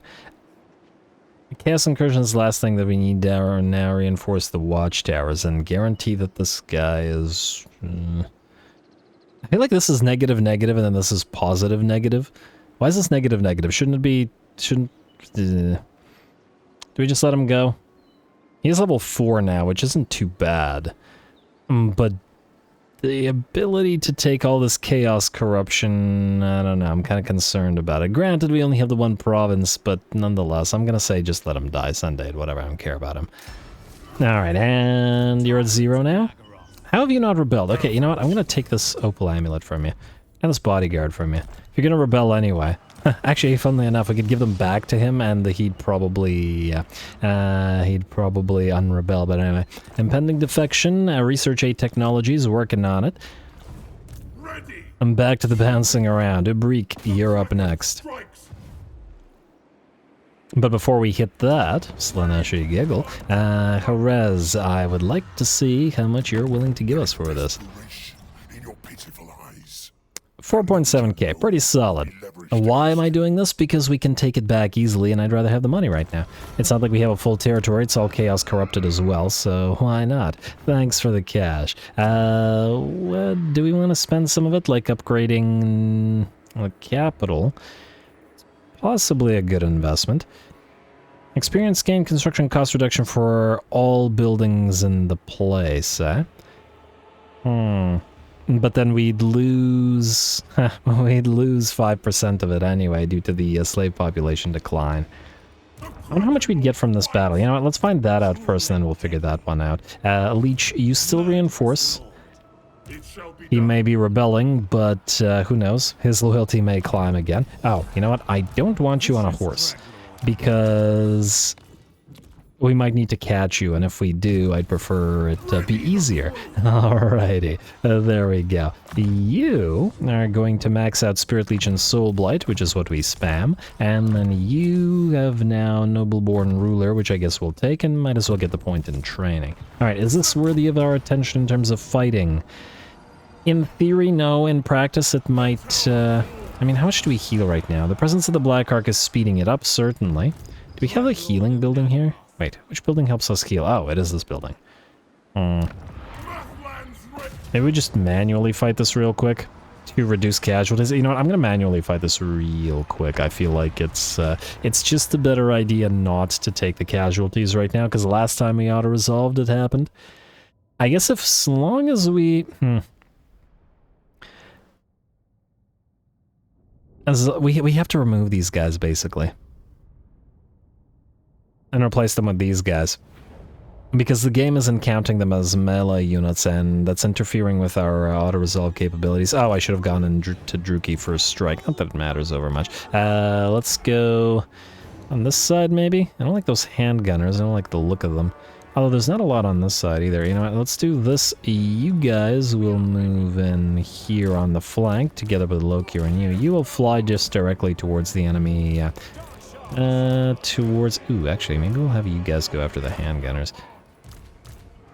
Like so, with the shield slightly in front. You guys separate each other a little bit, and then you guys will flank... Well, actually, probably won't be needed. But just in case, let's do that. They're badly hurt, so we can't really use them as frontliners, so we have to flank anyway, and I was kind of expecting to use Druki for a strike here, but then promptly forgot. What happens, I guess. You know, let's have the master... Well, no, he's probably not needed there. And the mage, alright. That about it? I think that's about it. Should be an easy fight. Go here. You go directly for the enemy mortar. You guys are all gonna go for those handgunners. You guys will hopefully surround and kill those pikes. You guys just move forward. I would like you two to go into melee mode to attack the 2 archer units or crossbows and chase them down. You guys will sort of creep close to the enemy or melee units, but then allow them to close the distance essentially. Enemy has no lord unit, which works just well enough for us. And you know what? Maybe we'll head the spears towards the crossbows while Lokhir heads for the guns. They'll hit him a couple of times, I'm sure. But we can also slow them down with the net. And hey, what the heck? Go for the mortar. What are you doing? Alright, mortars ain't firing yet. Mortars, well, mortars are, but the other units are not. Alright, you guys stay there for now. Looking good. Just go for those handguns. Master, peel away. You guys pin that unit. You guys get ready to hit him in the back. You guys are running down those handguns. You know what? Let's stop them in their tracks now. And then drop a... I'm gonna say Sky Cauldron on them. Like so. Alright, you guys are looking good. You guys are backing off your skirmish. Nice job. Keep the enemy busy while we do our work. You guys are all firing. I was thinking about getting each other's way, but the handgunners are a pretty critical unit to kill. You guys get ready to flank, and then we'll send one of you to run down the handguns. You will flank this unit, then you will hit him from the other side. Good. Tie up the enemy range units, and actually you will shadow the dark shards. Dark shards you can fire on this unit of crossbow swordsman. And everybody else is looking okay. Keep on kiting. Alright, these guys are nearly done for. Good, Manticore is alright. You can switch to moving towards the melee units, and let's move the Feral Manticore out of those spears. And you hit those spikes now, which are about to be destroyed. We'll send the spears in to fight the rest of the enemy while we shoot these guys in the back. Sorceress is looking good. Reinforcements have arrived, who ironically we took the steed from, so not going to be as useful. You guys start moving in to reinforce. And okay, you can land upon that darn unit of range. In fact, let's get a couple of spells off. Like so to debuff the enemy, and okay, leave the poor Manticore alone. It's had enough of everything now. Alright, Master, you can move on in. And did I just see a mortar shell fly in? Oh, I thought the mortars had stopped firing. Alright, let's drop a Kane's Cauldron, was it? No, Soul Rain upon it. Alright. Like so, and then the Kane's Lash, which causes a melee attack and melee defense debuff on you, so that you fight less less good. Fight less hard. Well, no, should giggle. Anyway, we are good with that unit that we kited around, and I do believe the battle's just about ours. Alright. A lovely little fight, a little bit of damage to one of our spears. I do wonder how much of that was from, friendly fire from the Black Arc support. I assume it does hurt allies. But it's all good. You know what, let's turn the Dark Shards off. No, Slaneshi giggle. And just make sure we run down these guys, just in case it gives us an additional, a little bit of slaves.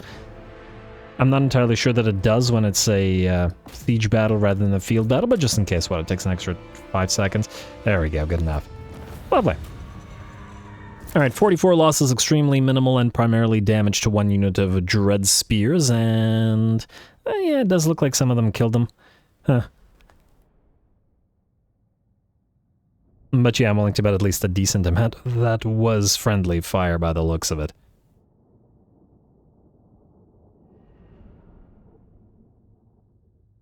And just over 10. Although now I'm wondering whether that was friendly fire due to the Black Arc support, or whether it was friendly fire due to the Dark Shards. Not that it matters over much. Anyway, every single turn, every single attack, every single battle, rather, brings us closer to that lovely level 12. We got 126, probably not worth it outside of field battles. We'll occupy it.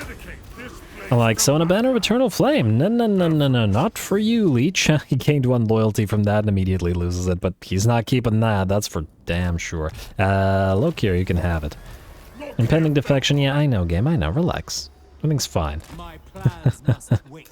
What's he gonna do? Advance on us? Anyway, you, Admiral Balthanol, keep shadowing Lokhir, getting ready to get his units transferred so that we can build new ones. Lokhir, alright, you're holding on to your points, but these guys aren't. Let's max out Soul Blight. And Master, you need rank 10. Okay, you can just save until you do that. Leech can... Leech? Such an appropriately named unit, so it'll be unfortunate to lose him. I see Mad Molson is also creeping closer. You know what? You... I just want to see what this does again. Campaign movement range for armies. Army. Ooh, I do like the sacking for armies in circles of influence, but I guess Lokhir isn't sacking right now, so that's fine. Alright, let's go for some Black Ark Corsairs. You're going to be a little bit more Twin Blade heavy, so we'll do that. And I just want to see... I mean, we could get Linebreaker. Now, this is all great buffs, and frankly... when defending, eh? These buffs are probably better than the buffs we'd acquire via Linebreaker, but we could still probably grab this as soon as we can. Anyway, that's good. Scout, you are going to now find the other Dark Elves, which are up here, I believe. It's Rakarth, right? Not Malice? I don't remember. Well, whatever. We'll want the Dark Elf residences, obviously, for Mr. Lokhir, and we will want those Raider Lodges for the Corsair reductions. Hey, you're good. And you, do you want to build anything? We could build the fighting pits, but it's probably not worth it at the time. Makes a little bit of money, but doesn't really do much for us otherwise, at least at the current time. Alright, that's fine. And building buildings. Is there anything critical? Now, we do have public order here, which we could pop off with a diktat, but it's probably not worth it. 700 slaves feels like a lot for a territory we're not really investing in. And because of that Doomsphere especially. How's that Skaven corruption? Wait, so if we keep the Skaven corruption... When Skaven corruption 0, Doomsphere will be removed safely? So are you saying that it removes itself? Huh. It says it will be extremely costly to remove... Oh, okay, so it doesn't give us the option... Wait, is it because we don't have the money, or is it because we actually need to be to 0? Again, I still feel like it's easier to just abandon the settlement, but we'll see. Let's upgrade this place. At least the capital. And we'll see about the other stuff after. Anyway, end the turn. Keep going after these guys. They really shouldn't have moved so close to us. Anyway, lots of ports out here, so we should be able to take them all and then loop back around. Ooh, what does iron do for us? Yes, upkeep reduction faction-wide. Yes, please. And hello. Bleak Swords, Cold One Knights, Cold One Dread Knights. Okay, so no reductions, unfortunately, for the Black Ark Corsairs, but I did say I wanted to make some Bleak Swords good, so we'll try that.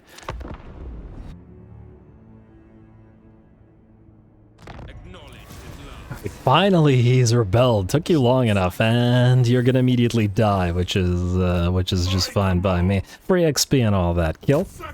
And kill. Hopefully this doesn't hurt our units. Nope, 0 losses and a free guiding eye. Hello, area, range, and accuracy increase. So that was fantastic. That was so worth it. And lovely. We'll need that on a Black Ark Reaver as soon as we can build... Ow, we can build one right now. Sons of Murder. Deadly Corsair, melee and missile damage, and block chance and income from raiding, eh? I wonder if they're... Wait, melee and missile weapon damage? Oh, I think this guy, you can have a choice of whether you use the... of whether you use... Free Black Amulet. Of whether you use a hand bow or not. Faction destroyed. Blessed Dread Separatists. Goodbye. Lokhir, you can hold on to the Guiding Eye until we get you a potion of healing. Let's also real quick grab the... what was I gonna do next? The growth per region and per plus 10 after winning a battle. Pretty important. Yeah, alright. The thing that I got distracted like 50 times by. I was wondering if there's a trait for the Sons of Murder that offers a you know, buff to the Black Ark Corsairs. I mean, they normally already buff Black Ark Corsairs, but I do wonder. I wish I could see what traits were available in a little list on the side here, but alas, cannot. So I guess we'll go with this one, Black Swag, and the melee defense is nice for them, I guess. Probably not a big enough deal for us to care about, but nonetheless. Anyway, we'll do that here near Tarosa so that we don't have to waste movement range. Pop on in, we'll... I guess we'll risk auto-resolving it. It's gonna be a bit of an issue, but whatever. And then, of course, you will move into support. Actually, move here. I'm just a little bit worried about this guy sailing out, so go here. And then you will summon the Son of Murder, Black Swag, recruit. And then you will attack... Wait. You're not able to directly move into this army, are you? I'm pretty sure you're not, but no, you're not. Alright, that's fine.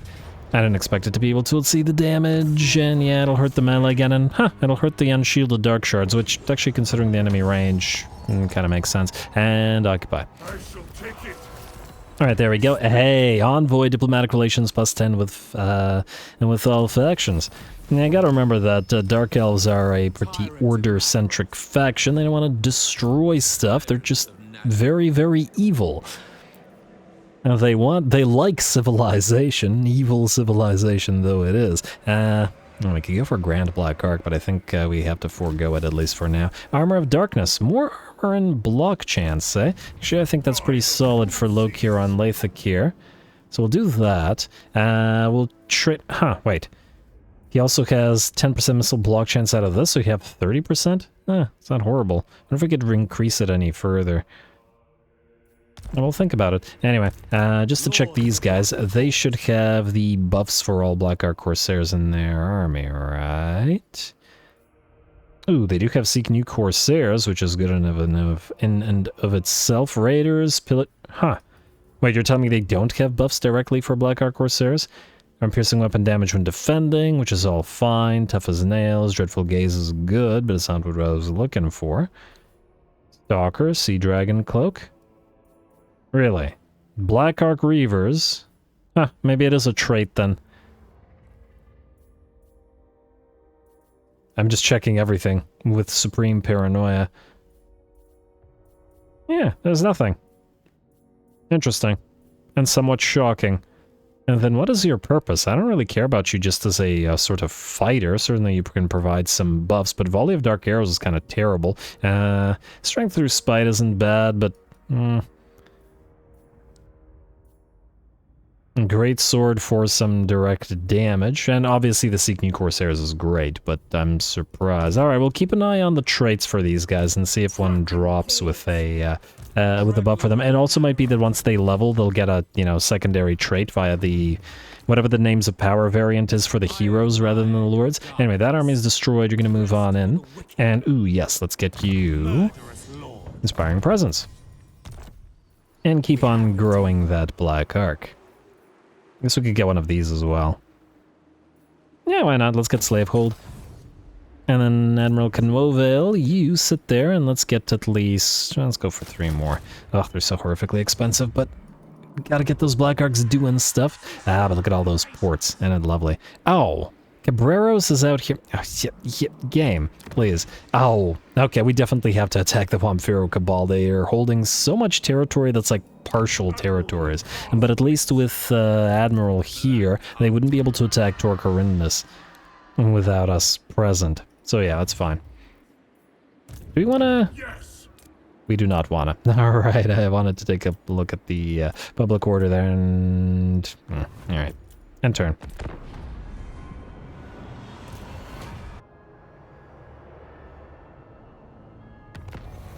Alright, Sacrifice to Mathlan. Oh, when do we get our own Sacrifice to Mathlan? Oh, we don't have a Sacrifice to Mathlan?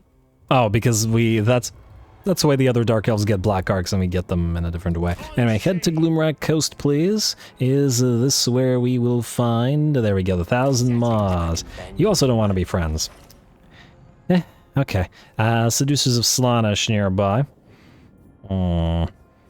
Could be willing to trade with them temporarily and then destroy them later. Again, I don't... Just use them as allies of opportunity, but again, I don't believe in Dark Elves allying with Chaos. It's not my thing. Anyway, you are now going to reset all skill points. You have found what you needed to find.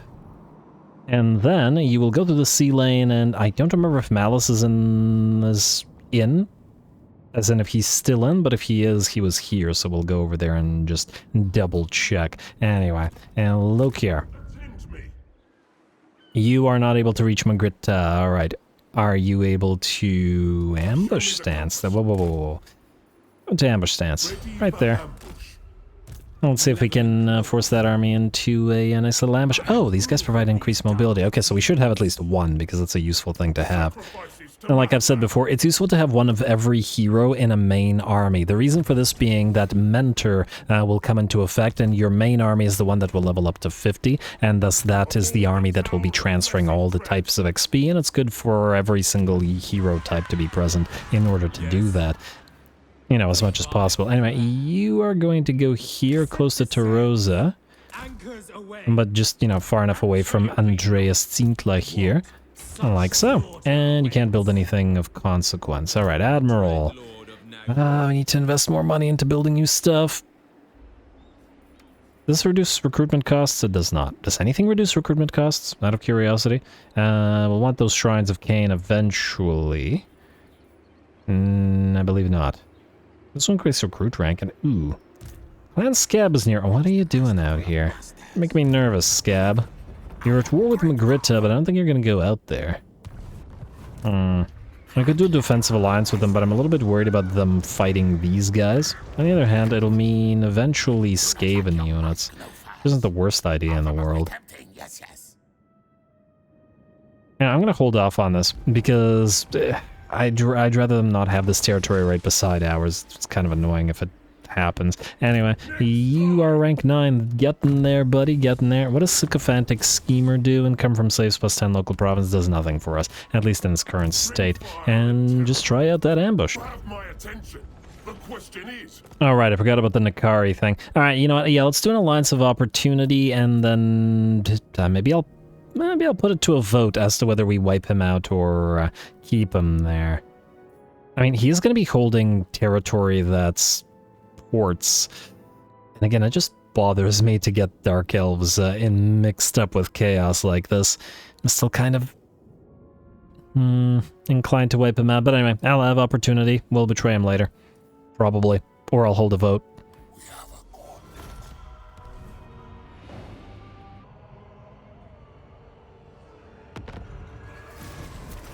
Alright, looks like these guys didn't even try. I figured they'd try to go for Tarosa, but it looks like they'd rather sit at Magritta, which, to be fair, does make sense. It is their capital after all. I've got a heck of a defense here. Sacrifice to Mathland, perform from the 1,000 Maws, recruit a second Lord. Well, we are probably going to want to do that shortly anyway. Anyway, head to Magritta and build the siege equipment, but I'm willing to bet that they'll sally out because they have a significant increase in troops, or significantly more troops than we do at the current time. You, Balthanol, need to move into range, but let's hope that they don't have a second army to move through Havea and attack us here. Otherwise, Scab is still kicking around. What is this, by the way? Remnants of Battle. We're actually free to move towards this.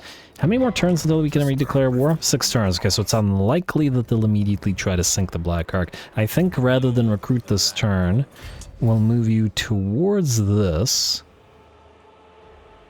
Are we willing to risk march stance? I'm going to say no, not willing. We'll march stance next turn, or full speed stance. And just because these guys could potentially attack us here. And I'm not willing to risk all of these troops after they've been, you know, painstakingly recruited after all that investment. Anyway, we got 2 more turns till the scout is up and running. We got only the 1 capacity for the Sons of Murder, right? But I do want to keep checking their traits. Deadly Corsair, Sworn First Mate, Toxic Venom. Ooh. Oh, but they already have Bleed.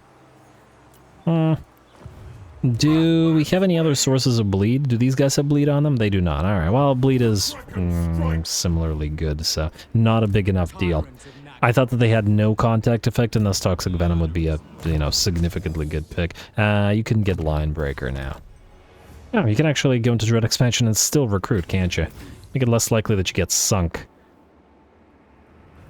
Alright, fine, screw it. Let's do 2 more of the melee type. We will need some range units in here, though. Huh. I want to double check another thing. Is it all units upkeep reduction, or just Black Ark Corsairs? Okay, so it is all units, and you have nothing for reducing their upkeep here. And we may want to wait until your name of power at rank 10 to figure out exactly what's going to be in your army. That's also true. So let's get you some dark shards for now. And then we shall see. Otherwise, I believe we are not willing to spend any more cash. Look here, let's just have you besiege and fight another big fight, like so.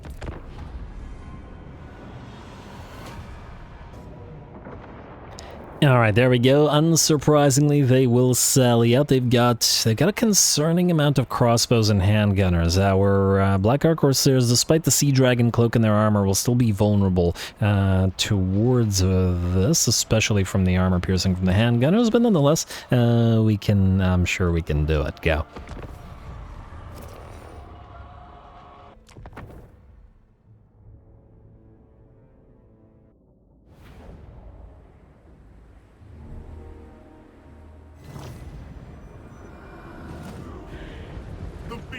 Summoned, prepare to face the Krakenlord! Alrighty, here we go. This should be our first genuinely tough fight. We are outnumbered and the enemy forces have grown in both strength and the level of annoyance, as in they have a lot of range units available now, and since they outnumber us, we won't have the sheer number of troops needed to simply run them down and distract them, so we will be under fire a significant amount of the time. The other thing is that the enemy has a lot of halberdiers now, which are obviously armor-piercing units, and that's going to be a lot more threatening to the Blackheart Corsairs, which have low melee defense but really solid armor. A little bit like Forsaken in some ways, obviously less fragile, but yeah, still have to be careful with them. Anyway, we've no choice but to book it towards the enemy, and you know, considering the let's say numbers, I guess. I do regret not using Druchii First Strike here, although I do wonder if we can besiege an enemy settlement with Druchii First Strike on. I gotta double check. It probably would have helped to close the distance without taking as much damage, but oh well. One of our Blackheart Corsairs will lose about half its HP before it closes the distance with one of the units of halberdiers, but we'll keep the Master with this unit, and hopefully the Master will anchor the line well enough so that that unit doesn't suffer too much.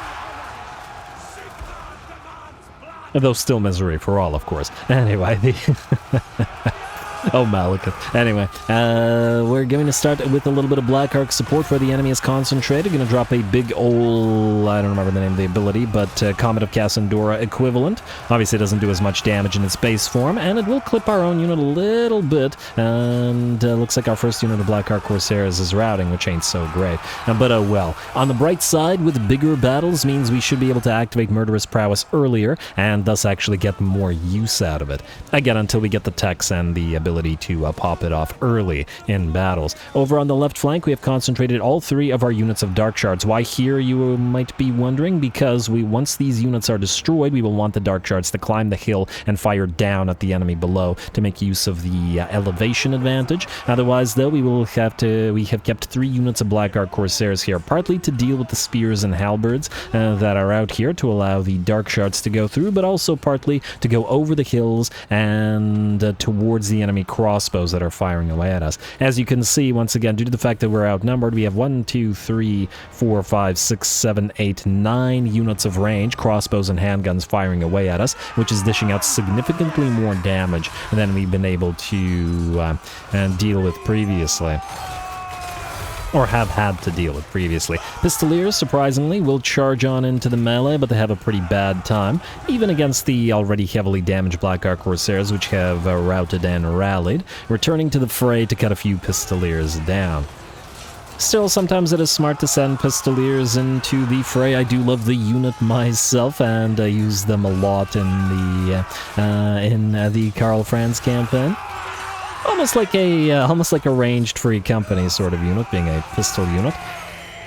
They're not great in melee, but they're good enough for certain purposes. Anyway, the Imperial light cav is pretty great, and I do enjoy the Dark Riders with crossbows that the Dark Elves have, so we'll be using them shortly as well.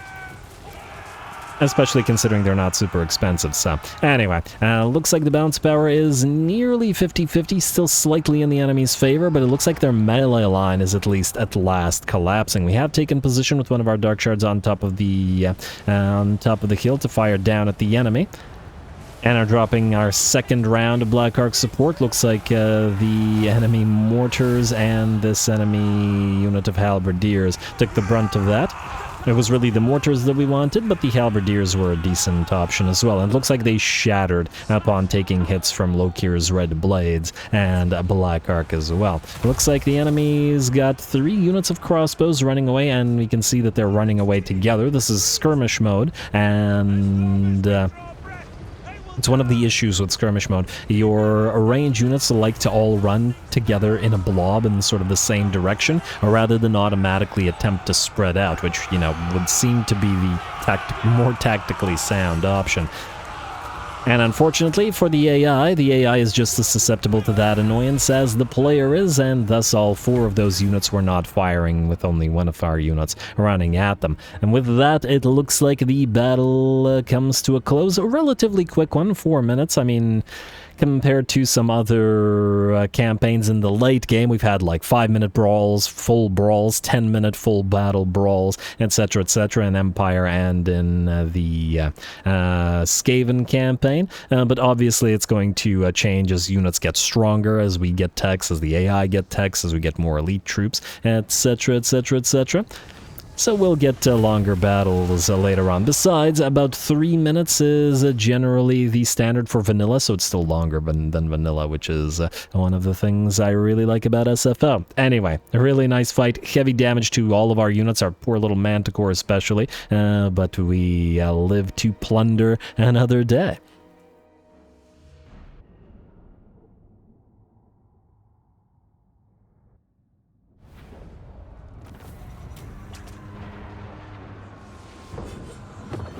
Ooh, alright, definitely a close fight. Severe damage to all of our melee units and those Black Ark Corsairs, which were, well, either forced into the melee line or otherwise were taking a lot of damage from the enemy range units, like those handgunners and crossbows. The Feral Manticore also had a very bad time against an enemy unit of halberdiers, but had to stay in combat so that it knocked out as many of those mortars as possible. So, and just had to more or less sacrifice that HP. Fortunately, the enemy armies were more or less chased down. Another reason to love the Black Ark Corsairs, with 26,000 damage, and by the looks of it, their height in terms of damage, and we're nearing rank 11, so 2 levels to go. I think maybe we'll take the healing and the 1,000 or so slaves. This will only give us enough money for 1 unit of Black Ark Corsairs, and while it's decent, it isn't all that crazy. Let's do enslave this time around. Slaves are the real plunder.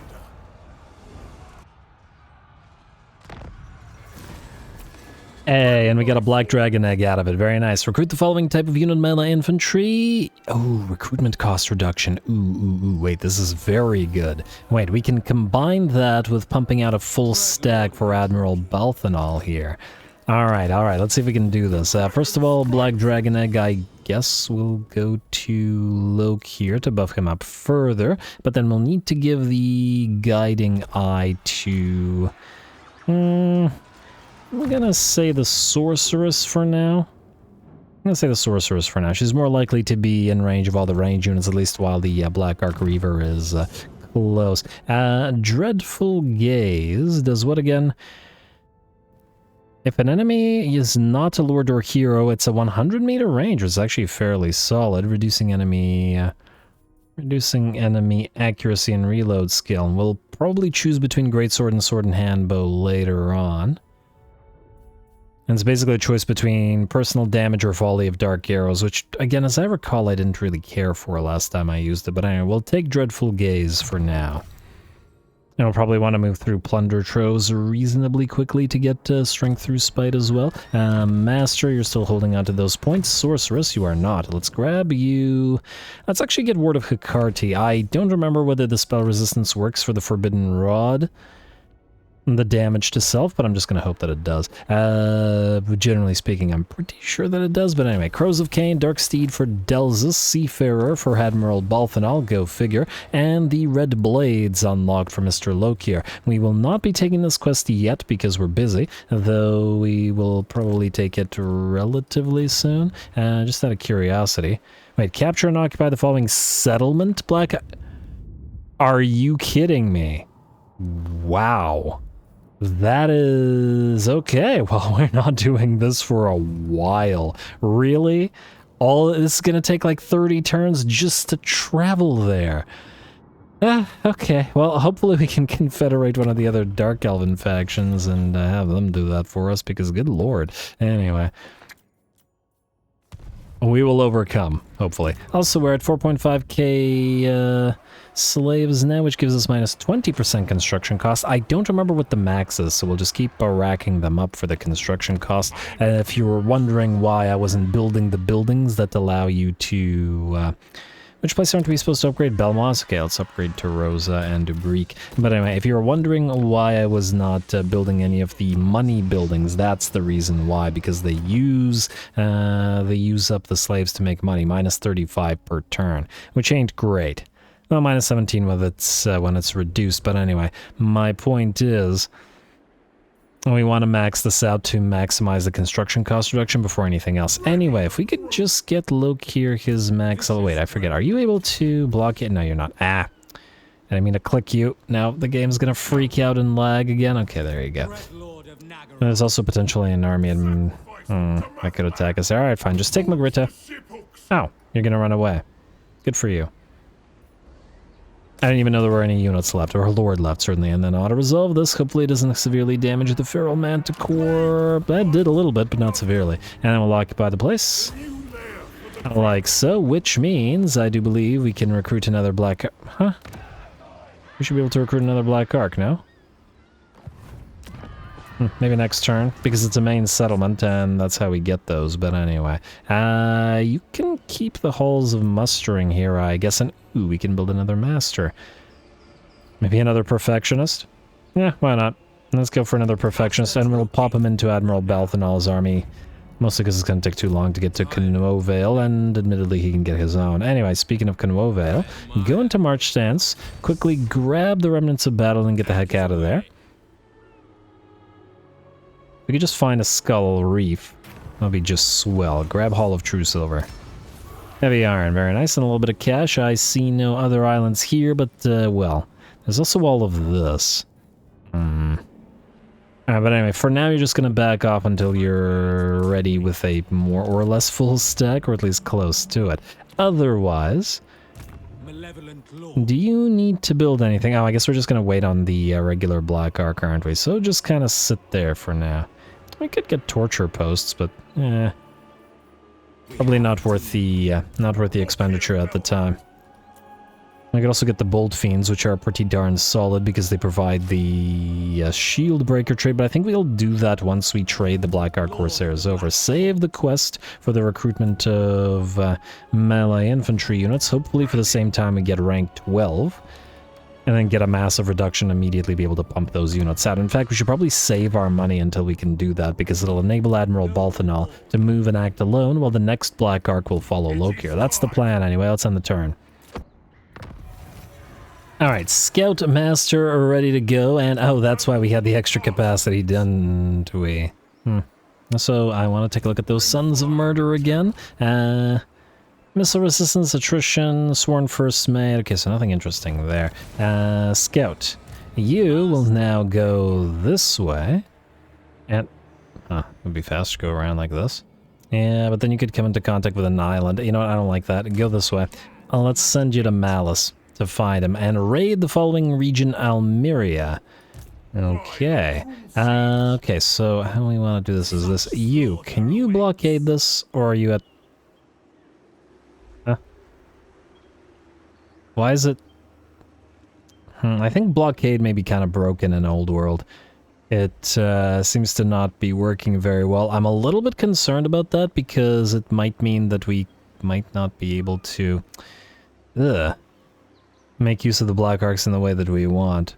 But it also might be that...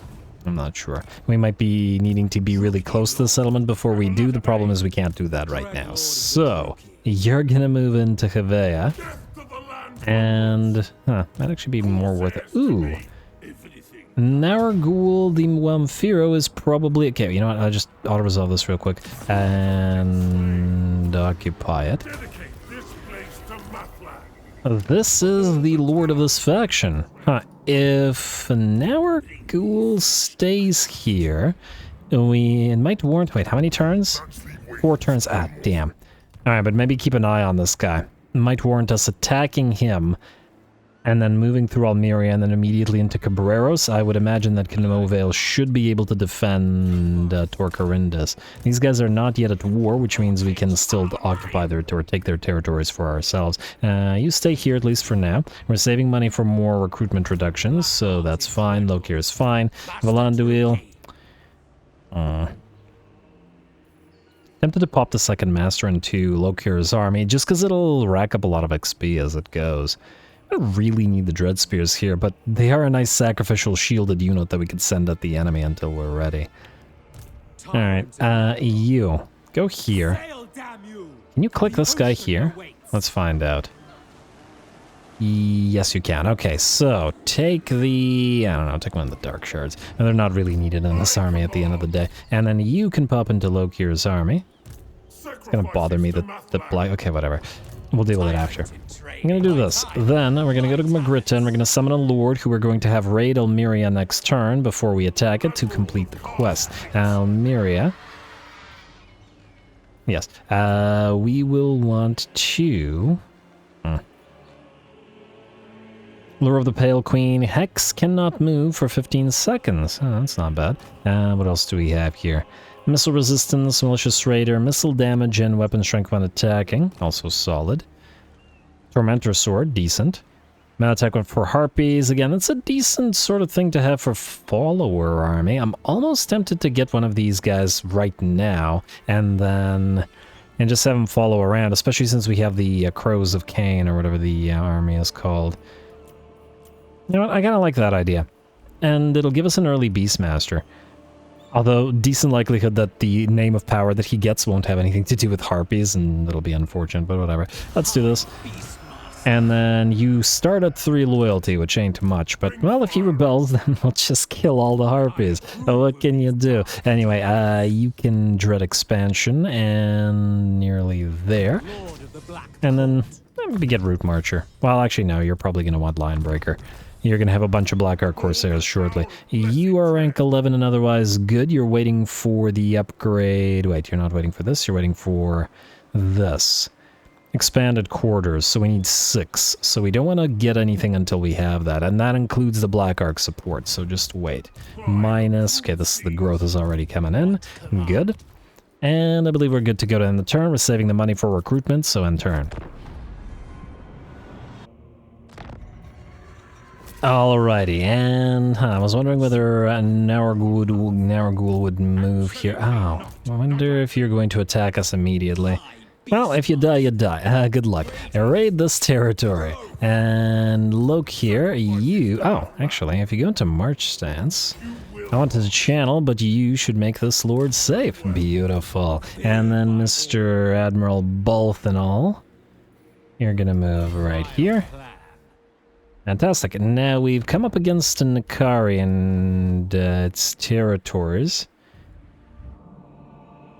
These guys will most likely declare war on us, but I want to move through these guys' territories first, so can't really do anything about that right now. Anyway, you're gonna pop into Dread Expansion like so. Scout, you're gonna keep moving this way, also like so. Admiral Kinomovale, you're waiting to recruit, so wait and keep racking up that cash. And we could collect the money here now. Minus 10 per turn. Probably not worth wasting these 700 slaves on this for now. I'm pretty sure, yeah, 5,000 to 6,000 is another minus 25%, and we don't get the control bonuses anymore, but our control is pretty good when under the demand highborn hostages. We just need to get Cabreros in order to do that. I also see that the public order, or the corruption rather, is still rising, so that Doomsphere might explode. We do get a negative... -1 corruption from buildings of the regular variety, the settlement variety. We need a Shrine of Cain for it, though, to decorruptify. I don't want to expend... It's a bit of a... too much of an expenditure right now, though. Do we want to upgrade the Dark Hold here? You know what, let's hold off on it. In just a little bit. We still have to deal with you. But anyway, skip. And we moved everybody. Let's check Diplo real quick. Schmidt's Renegades are probably going to fight because we want those diamonds, and otherwise we're good. Yeah, we're good. Alright, mission successful, free a little bit of cash, very nice, growth per region, plus 10 after winning a battle, very nice as well. Next we'll want to grab the, I'm going to say, ooh, armor piercing weapon damage for harpies. I was gonna use that. Free control ain't bad either. Casualties captures post-battle ain't bad either. There's some decent good stuff here. Melee attack when fighting at sea would probably be helpful. Recruitment cost for Blackguard. Oh, I didn't realize this was a thing. I should have double-checked that. All right, well, we'll do that. We do have 8 turns of the of this, but it only activates. It will only activate as soon as we recruit a unit, right? Recruit the following type of unit: melee infantry. So. In 5 turns, we start recruiting again. Anyway, Lokhir hit Almeria, which is, I assume, as poorly defended as the rest of the places were. Yeah, no need to fight that. We've fought these guys plenty. It's time to wipe them out for good. Cammering, move into Leech. Though you are not Leech, I'm tempted to rename you to him. Auto resolve, it's going to hurt our Manticore, I'm willing to bet. Yeah. We're going to take it out of this army, most likely, because it keeps getting damaged. Although I do wonder, once we have Sea Dragons and Helldrakes, whether that'll be the case still. Anyway, Occupy, which should destroy Magritta. Ooh, free Rubric of Dark Dimensions? Yes, please. Sacrifice Danathrema, meaning we've reached rank 12. Does this reduce their recruitment? It does not. I was hoping it did. I'm tempted to pop this immediately just for the Blackguard growth rate, though. We could wait the turn. It is only a 10-turn duration. Not that we're intending to sack or raise any settlements within the next 10 turns, so it would be just for the growth rate. Yeah, you know what? I'm going to pop this immediately. It's probably worth the construction cost reduction because it'll get those Black Arcs up and running just that much faster. Sacrifice to Anathrema it is. And we also can pop the control right as well to counteract any negative control we have, so gotta think about that one as well. Anyway, we do have another one available. Beautiful. Alright, let's get you up and running immediately. Like so. Like so. Yes, Black-Hearted Dreadlord indeed. And Lokhir, you've reached rank 12, and you've reached rank 6 in terms of growth, which means we're going to get expanded quarters for the upkeep production for Blackheart Corsairs units faction-wide. And then we're going to immediately get Fellheart reputation for the recruitment cost reduction, and I take it just out of curiosity. Okay, so this won't reduce the... I could get Join Us to recruit faster. Maybe we should, although 1, 2, 3, 4, 5, 6. Oh, actually, we don't need to get all of these. Okay, wait. So get Join Us, I think. Wait, let's see what's critical here. So control +1 loyalty for new recruits. Oh, this will come in handy. Alright, then let's get the buffs for the Blackheart Corsairs in the army. Can we forego stock? I'd like, yes, Blackheart growth faction-wide. Upkeep reduction for our army versus stock. We've been dealing without it, and I think we can continue to do so just fine. Lord Recruit rank +2 for all provinces is really nice as well. And then, yes, we'll go for Join Us. Beautiful. Alright, that's a pretty big buff to the army. Then we just gotta wait until the construction, the chartered piracy becomes available to us, at which point we recruit a melee unit, and with the significant reductions that Lokhir will offer. We're at 1125 now, which is decent. And then will be another minus 50% between those two things, so we should be able to get these guys at least up and running. Huh, I wonder if the handbow infantry counts as melee infantry for the purpose of this. But anyway, at least be able to get some of these units for pretty darn cheap. With that, though, I think, folks, this is probably a good place to end the episode off. We've destroyed one faction, and we'll be switching to fighting a new faction in the form of the Wamphiro Cabal at the start of next episode, as we move back through these territories. And we are still, we still remain surrounded by the southern realms, but that's probably not liable to change anytime soon. And I'll keep in mind the potential betrayal of Nakari, because once again, I don't like the idea of allying with Chaos's Dark Elves, and it's all ports here. It's all ports, though maybe we'll keep Skavenblade around. They can have the mountains, maybe. We don't care for the mountains, they're red territories anyway.